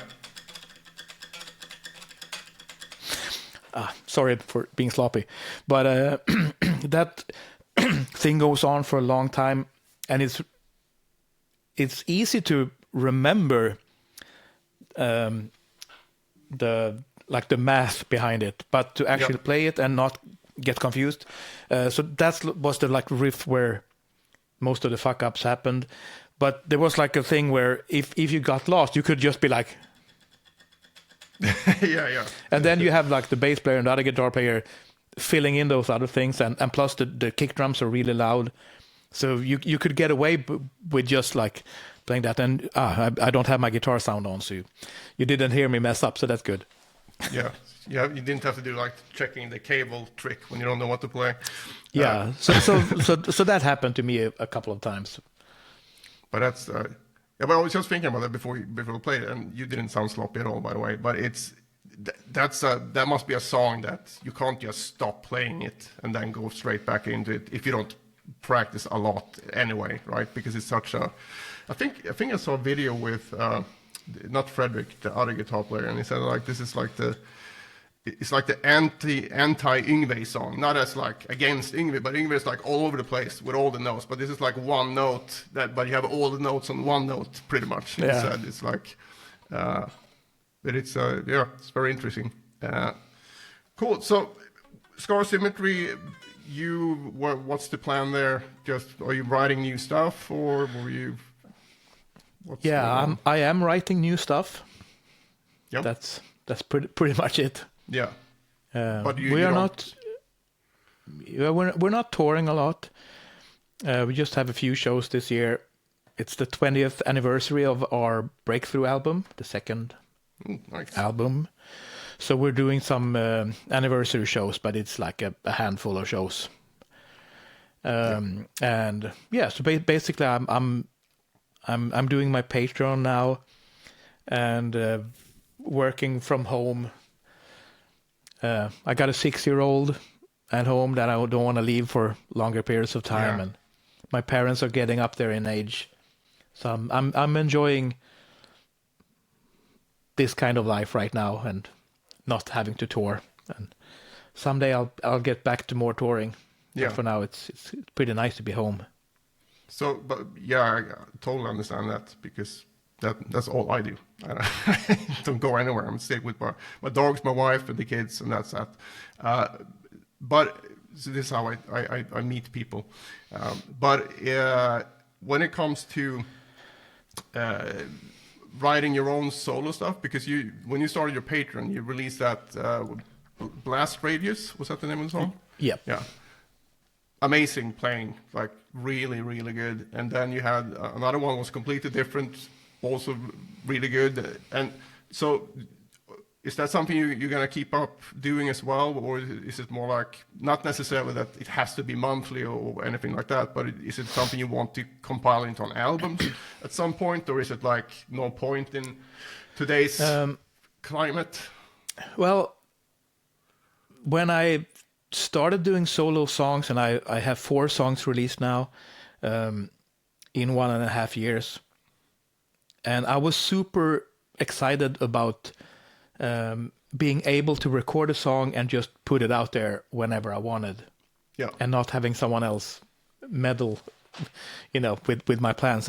And with Symmetry, we've been signed for like our entire career, which has been great in most aspects. But it's that thing that we have to like comply with their schedule and how they want to promote things, and they are not interested in doing EPs and singles so much. It's not like a part of their thing. I mean, they release EPs and singles sometimes as well, but they really like their thing is releasing full-length albums.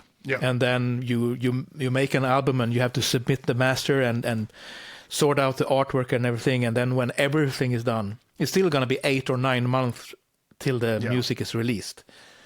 So it's, and I get why that is, but it's kind of, I just wanted to do something else for solo songs, and now I've done 4 songs, so now I'm feeling like maybe I should do something that is more like a bigger body of work. Mm-hmm. But I haven't been thinking at all that I need to bundle the songs that are already written together as something. No, maybe they should. Well, I mean, I can see both ways, I guess, but most people now seem to be, albums, they don't really listen to it in that sense, so it's, so I don't, but it also feels kind of like for Symmetry, I think I can get the record company being like, makes more sense to have an album and you put it out, because you don't want every song to sound different either. You want to have like this is the sound of this album. So but I think, I mean, if you look at Matthias Eklund, so Ia, right? When he made his own like instrumental things, that was kind of like a bit all over the place style-wise as well, and it wasn't. So I think when you do stuff yourself and you can experiment with things that you're interested in, I think that's really cool. But maybe the only thing would be easier if it's like, here's a Spotify playlist with your instrumental stuff. But other than that, I think you can probably just release it as you have. But so tell me a bit more about the Patreon and what you do there, because I know you started with like releasing that song, but then you have done a ton of stuff. Yeah, so I mean, it's a bunch of different things. I do video lessons, short ones and longer ones. I post transcriptions of songs that I've written for Symmetry and solos that I've done for other artists, and solos that I've done for Symmetry. I kind of divided that. I post full transcriptions of songs that I wrote. Yeah. But if it's a song that someone else, like that Jonas, our previous guitar player, that he wrote, I don't post a transcription to his song, but I do a transcription of my solo. Yeah. There are kind of some gray areas there, I suppose. Yeah. But no one has complained so far, so that's good. And you transcribe that yourself? Some people do Patreons where they like post transcriptions of, whatever, Queen songs, Pantera, Metallica. That's dodgy. That's so dodgy. So, yeah, and I don't know. At least I'm doing music that I actually played on. But and then I do live streams. Yeah. I have something called the Scar Guitar Show. Oh yeah. And at some point we should do this again, but on my little show. Yeah, absolutely. So I can spend some time asking you about things because I'm feeling like I'm missing out on all of that now. No, that's I talk enough about that stuff on here, so people are tired of hearing me yap about practice slowly, do this. So, but that would be fun to do. But when it comes to the transcriptions and stuff, I seem to remember from back in the day about who's better than Steve Vai, that did you transcribe Steve Vai's, some of his not immediate words, Passion and Warfare? Did you actually write it down? No. Did I misremember? You never done anything like that? No. I think, I'm not sure I even learned much of that music from the album, because I think there was some of it, or if there was a tab book released. Yeah. I wonder if I had the tab book or someone had it, and I learned a few things from it. But it's so compositional as well. So it's kind of like you're playing a part then, unless it's like For the Love of God and things like that. So it's kind of, it's not the same as something else, but it's a great album for sure. So, but you transcribe the solos yourself, or do you have someone else do it for your own stuff? I have like 3 transcribers that I have been working with, and they are like 3 levels of accuracy, and there are also 3 levels of how much they get paid. Yeah. But I also realized that, like, even the one that is like the best of them is still, I mean, he still has to interpret things, and I mean, you know a little bit about my playing, so you know that I'm all over the neck. Yeah. And I do things that are sometimes not super obvious. Yeah. So I need to correct the transcriptions a lot. And I've had like some video improvisations that I've done where they can actually check the video for how I finger things. But I always have to proofread everything. So after a while, I just decided to start doing them myself. So I'm doing most of the transcriptions myself. Right, that's the best if you can do it. But I mean, most people wouldn't be able to do it. So I get that. But so they would just get, they wouldn't have any type of. So for reference, I think Petrucci used to like record video of him playing a solo from a particular song, and then give that to the transcriber so they could see the positions and stuff. But also a lot of your stuff is not written always, right? There's some improvisation, or is it a lot of improvisation? So I mean, if you change it up as well, it kind of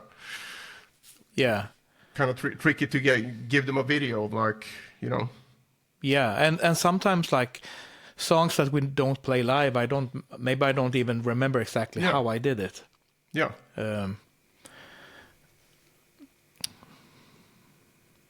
So, yeah, and when I record solos, it's usually a combination of improvised parts and parts where I have kind of figured out note for note what to play.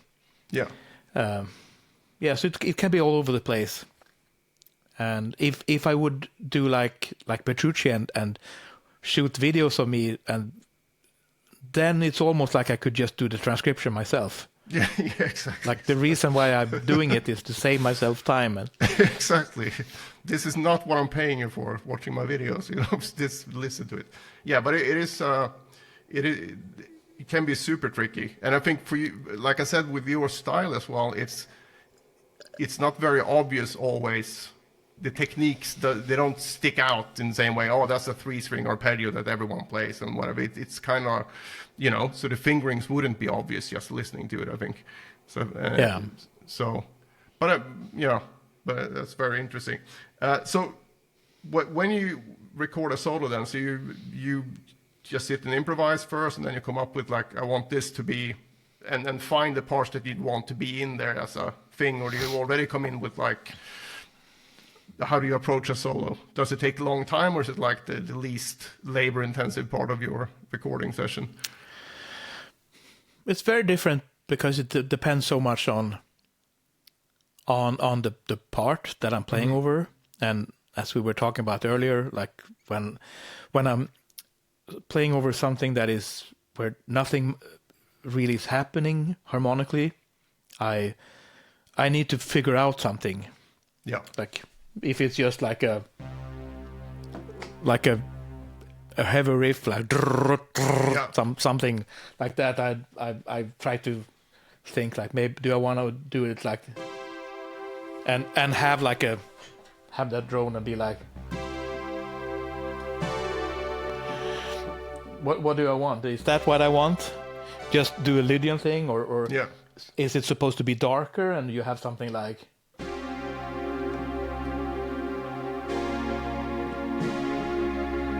Yeah. So you can build like a harmonic world on top of it. So I first I need to listen and do that. But once I have decided on something like that, and I usually I also record a synth pad, so I have it on top, and then I have something, and because if it's a static thing, then I'm just like.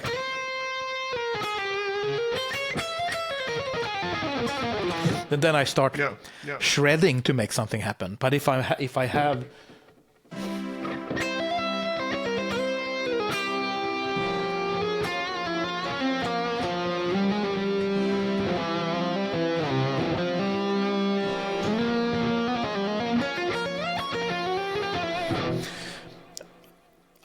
the movements, I just need to follow that, and then the solo kind of almost plays itself. But when it comes more to my own music, is where I write something to set me up for success. Yeah. So I have a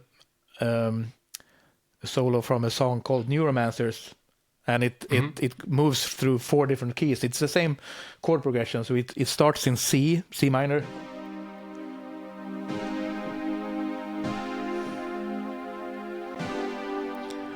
And then it moves to E minor, like that. So the dominant chord G can easily be turned to an E minor. Yeah. And then I do the same chord progression, but in that key. Oh. And then I move for A flat minor. So that's the same kind of modulation. Yeah. And here I do something interesting. I go from the dominant chord in A flat minor. I go to G minor, so from A flat minor to G minor. So I'm dropping just by a semitone. Yeah.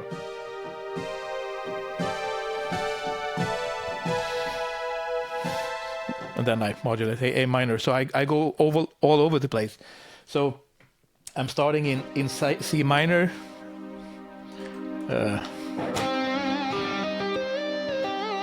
And I play the solo, and when I end up at the dominant chord, I instead start playing something that can modulate into E minor. So instead of doing that, I'm doing like.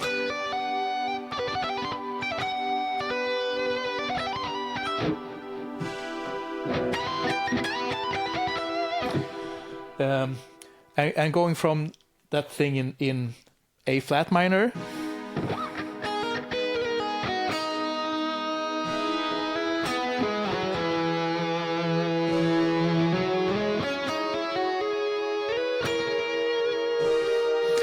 Here, you would expect me to be like,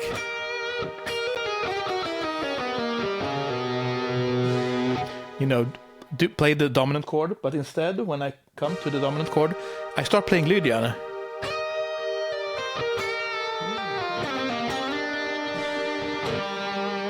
So when I wrote that, I already knew that I would do these things when moving to the next key. Yeah, yeah. So I knew that like when that E flat dominant chord comes, I will treat it as a Lydian chord, which will pull the listener in the ear, like where are we going with this? And then when you get to the G minor, it's like big gratification. Yeah, but I mean that's yeah, we got the echo again. Sorry. No worries. Yeah, but it's when you do that, like you said, you set yourself up for success. I mean, assuming you can actually play over the chords and you know what you're doing, but it's hard to make a boring solo over that, even by doing something quite, simple. You don't, like you said, you don't need to go into speed mode just to not have people fall asleep. You can just go with the flow, so to speak. But that's really cool.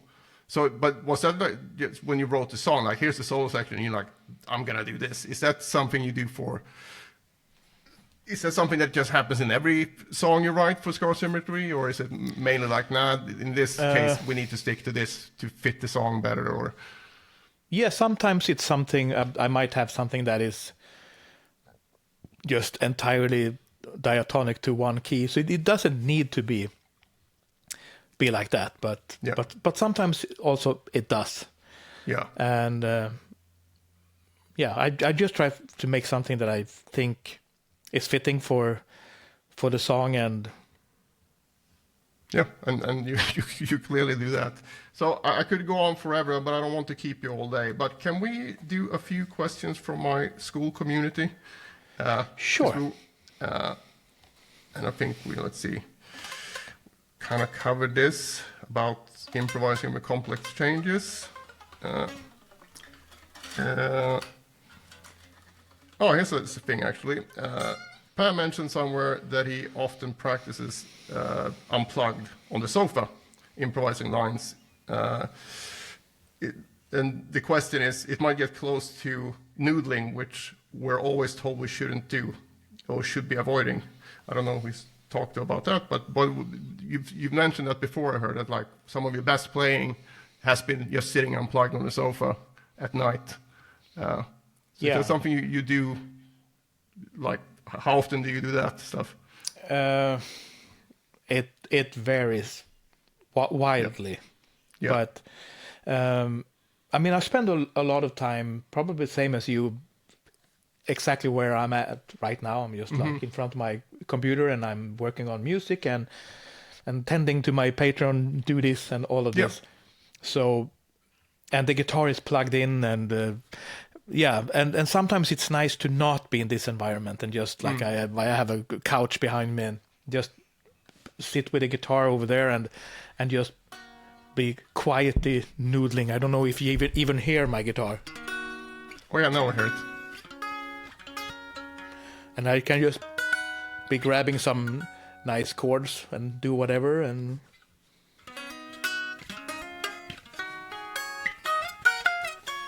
yeah, that's nice. And sometimes I also just improvise.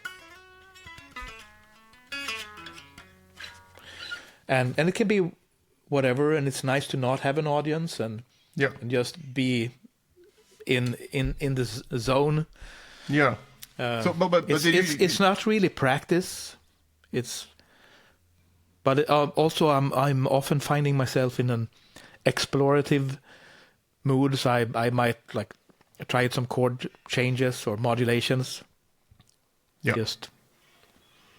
I mean, I love distortion, obviously, just like the next guy. But as you said, when you sit unplugged, you can do things harmonically that you can't do with like a distorted guitar. So just exploring that, I totally get that idea. But also just sitting with the guitar, it's a more, you can really hear how the guitar sounds. And I think I love practicing unplugged, even like, playing something or even like an exercise, because you can even hear, because I still do that, but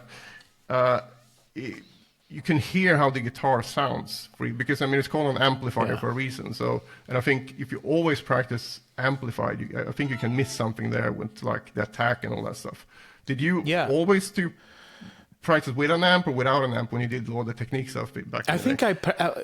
I mostly practice without an amp. Yeah. For sure, yeah. Because I've heard Paul Gilbert say the same thing, Key Marcello, Vinnie Moore even said in a seminar that I heard from GAT, he said like, he didn't even have an amp at home at the time, so he would just be playing, without an amp. So I guess the only thing you kind of lose is that you don't get the muting.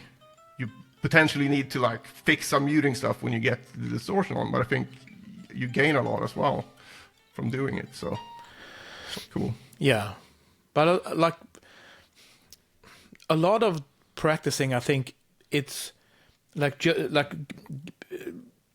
getting like the mechanics of it down. That's just a part of it. Yeah. To be able to get your hands to where they need to be. That's probably like not the biggest part of practicing. It's like learning how to visualize the fretboard and understand where everything is, and it's more of like a mental exercise, which is why I think I played so much better when I picked things up after my injuries. It was that I just continued thinking of things. Yeah. And another thing that happened, because I couldn't play guitar for 4 years, and I still envisioned myself playing. So like my thing in my mind, my fingers went to places that maybe wasn't the most convenient for my fingers, but it was the most convenient for visualizing and thinking of things and for going where I wanted to go. So did you find that was tricky when you came back? Like when you tried playing it, it was like, oh shit, this was no, I don't awkward. I don't think so.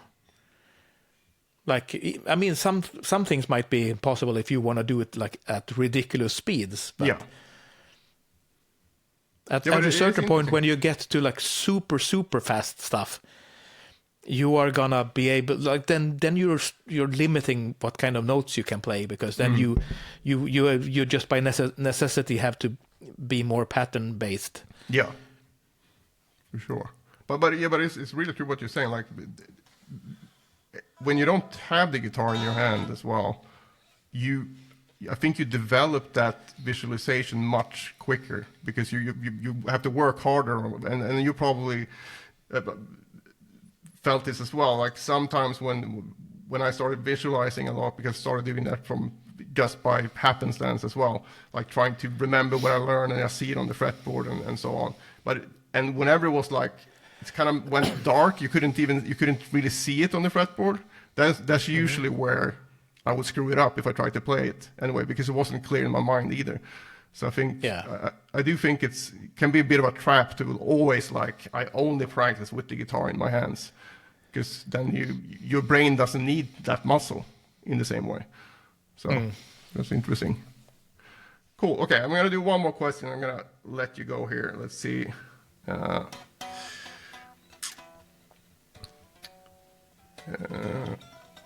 right, so this one.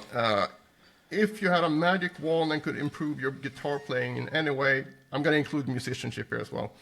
What would you want to be changed? Is there anything like, if you, like that, and then you whatever limitation you feel, you could just get rid of it right now?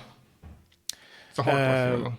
Yeah, no, it's super easy question, because if I could, I would like to have better ears. I would want to have a stronger so where do you feel you fall? Where do you find like, I would like to hear this a bit better? Is it like being even more specific with like every note you play, or is it like just in general? Yeah, I mean it would be very helpful to have perfect pitch. Yeah. Like I wouldn't mind that at all. Or just being able to and like I don't think I have like there's nothing wrong with my relative pitch. I do think it's pretty good. Well, clearly you can't play like you play with, like I said, by luck. It's coming from somewhere. So yeah. Yeah, and I can make out pretty complex music and pretty complex like chord voicings and understand what's happening, but if I could do it even more easily and quicker, if it was more like an instant recognition of more complex structures, that would be cool, because I love things like, gonna play for you my favorite chord right now. Nice. So let's see what we have. There's my favorite. So I love this chord, for example. Oh, nice. So now I'm pretty familiar with that sound. So I could probably pick it out if I heard it. But that's like those kinds of dense structures would be cool to be able to pick things out like that. Yeah. A little quicker. And like what that is, it's like an E major triad over a D over a C. Ooh. Which is kind of crazy, right? Yeah. So you get like a D Lydian with this. So is it, like, it become like a D Lydian dominant almost? Like, as in, like, if you have a D to E, that would be like a D Lydian type thing, right? Yeah, and If D it just over that, C but- is a C Lydian. Yeah. So wow, so like a triple Lydian. It's like a super Lydian thing, and you could have like a let's see what we can have. We can have a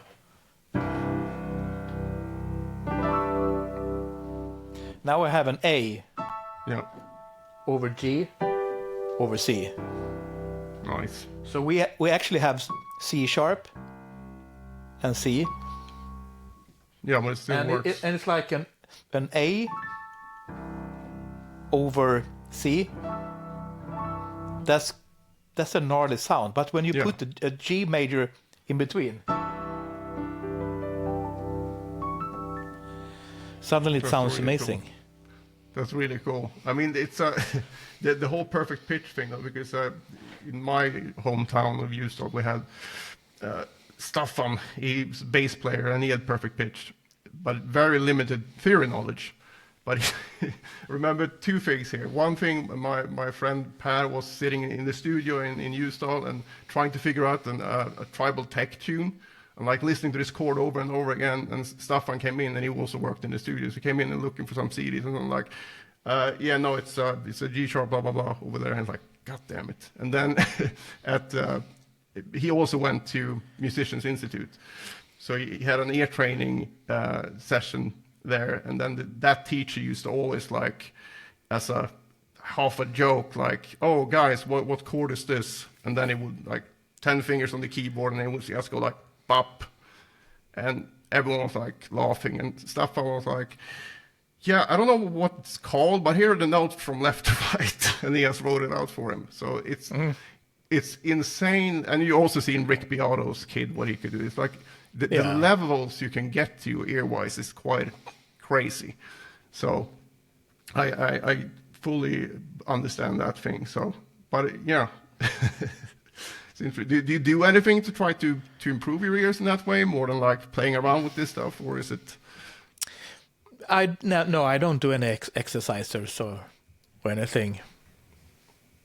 No. And it's like, for most of the things I do, it's not all that I'm feeling super hindered by it either, but it's like, I mean, obviously, I mean, I know the kind of level of hearing that I have, and I know like how beneficial that has been to me, because like it's like if you can't hear something, if you can't like identify what you're playing by ear, it's like how are you gonna be able to fully make music of it? Yeah, exactly. But that's where I always get so confused by people. They don't want to play, they don't want to learn theory, and they don't want to do that because they might lose their feel. And it's like, but if you don't understand what you're doing, how can you? It's not, I don't know if you think like you have to play by the rules or anything, but if you don't understand what you're doing, you're going to be way more limited than, whatever you think you're going to lose by learning stuff that you actually enjoy playing. So yeah, it's interesting. All right. Indeed. Well, this was very, very, very informative. Really fun to hear all your ideas on like the improvisation, which we delved quite deep into, which I love. Is there anything else that you feel like we haven't covered, or anything you can think of? No, I think we covered all of my knowledge. Yeah. So this is going to be, you can upload this on your Patreon now, and I'll shut it down. Everyone can just leave. Now they have everything. No, but thank you, Per. It was amazing. And have a good day. Finally we got to meet. Yes, it was really, really, you know, we talked a bit on Instagram and stuff like that. And yeah, I mean, I've seen videos of you playing for a bunch of years now, and it's always super clean and super scary. Oh, thank you. That's, you know, it's the equivalent of, I don't know, the whole Instagram thing is like you have to do that stuff if you want to catch people, but you know, but it's also fun. I love that stuff. So there was a bunch of things that I forgot to ask, but we can do a part 2 at some point if we don't cover that over at your Patreon as well. But for sure, anyone listening now, just go to Per's Patreon. You have the link down in the description, and yeah, thank you so much, Per. Thank you. Bye.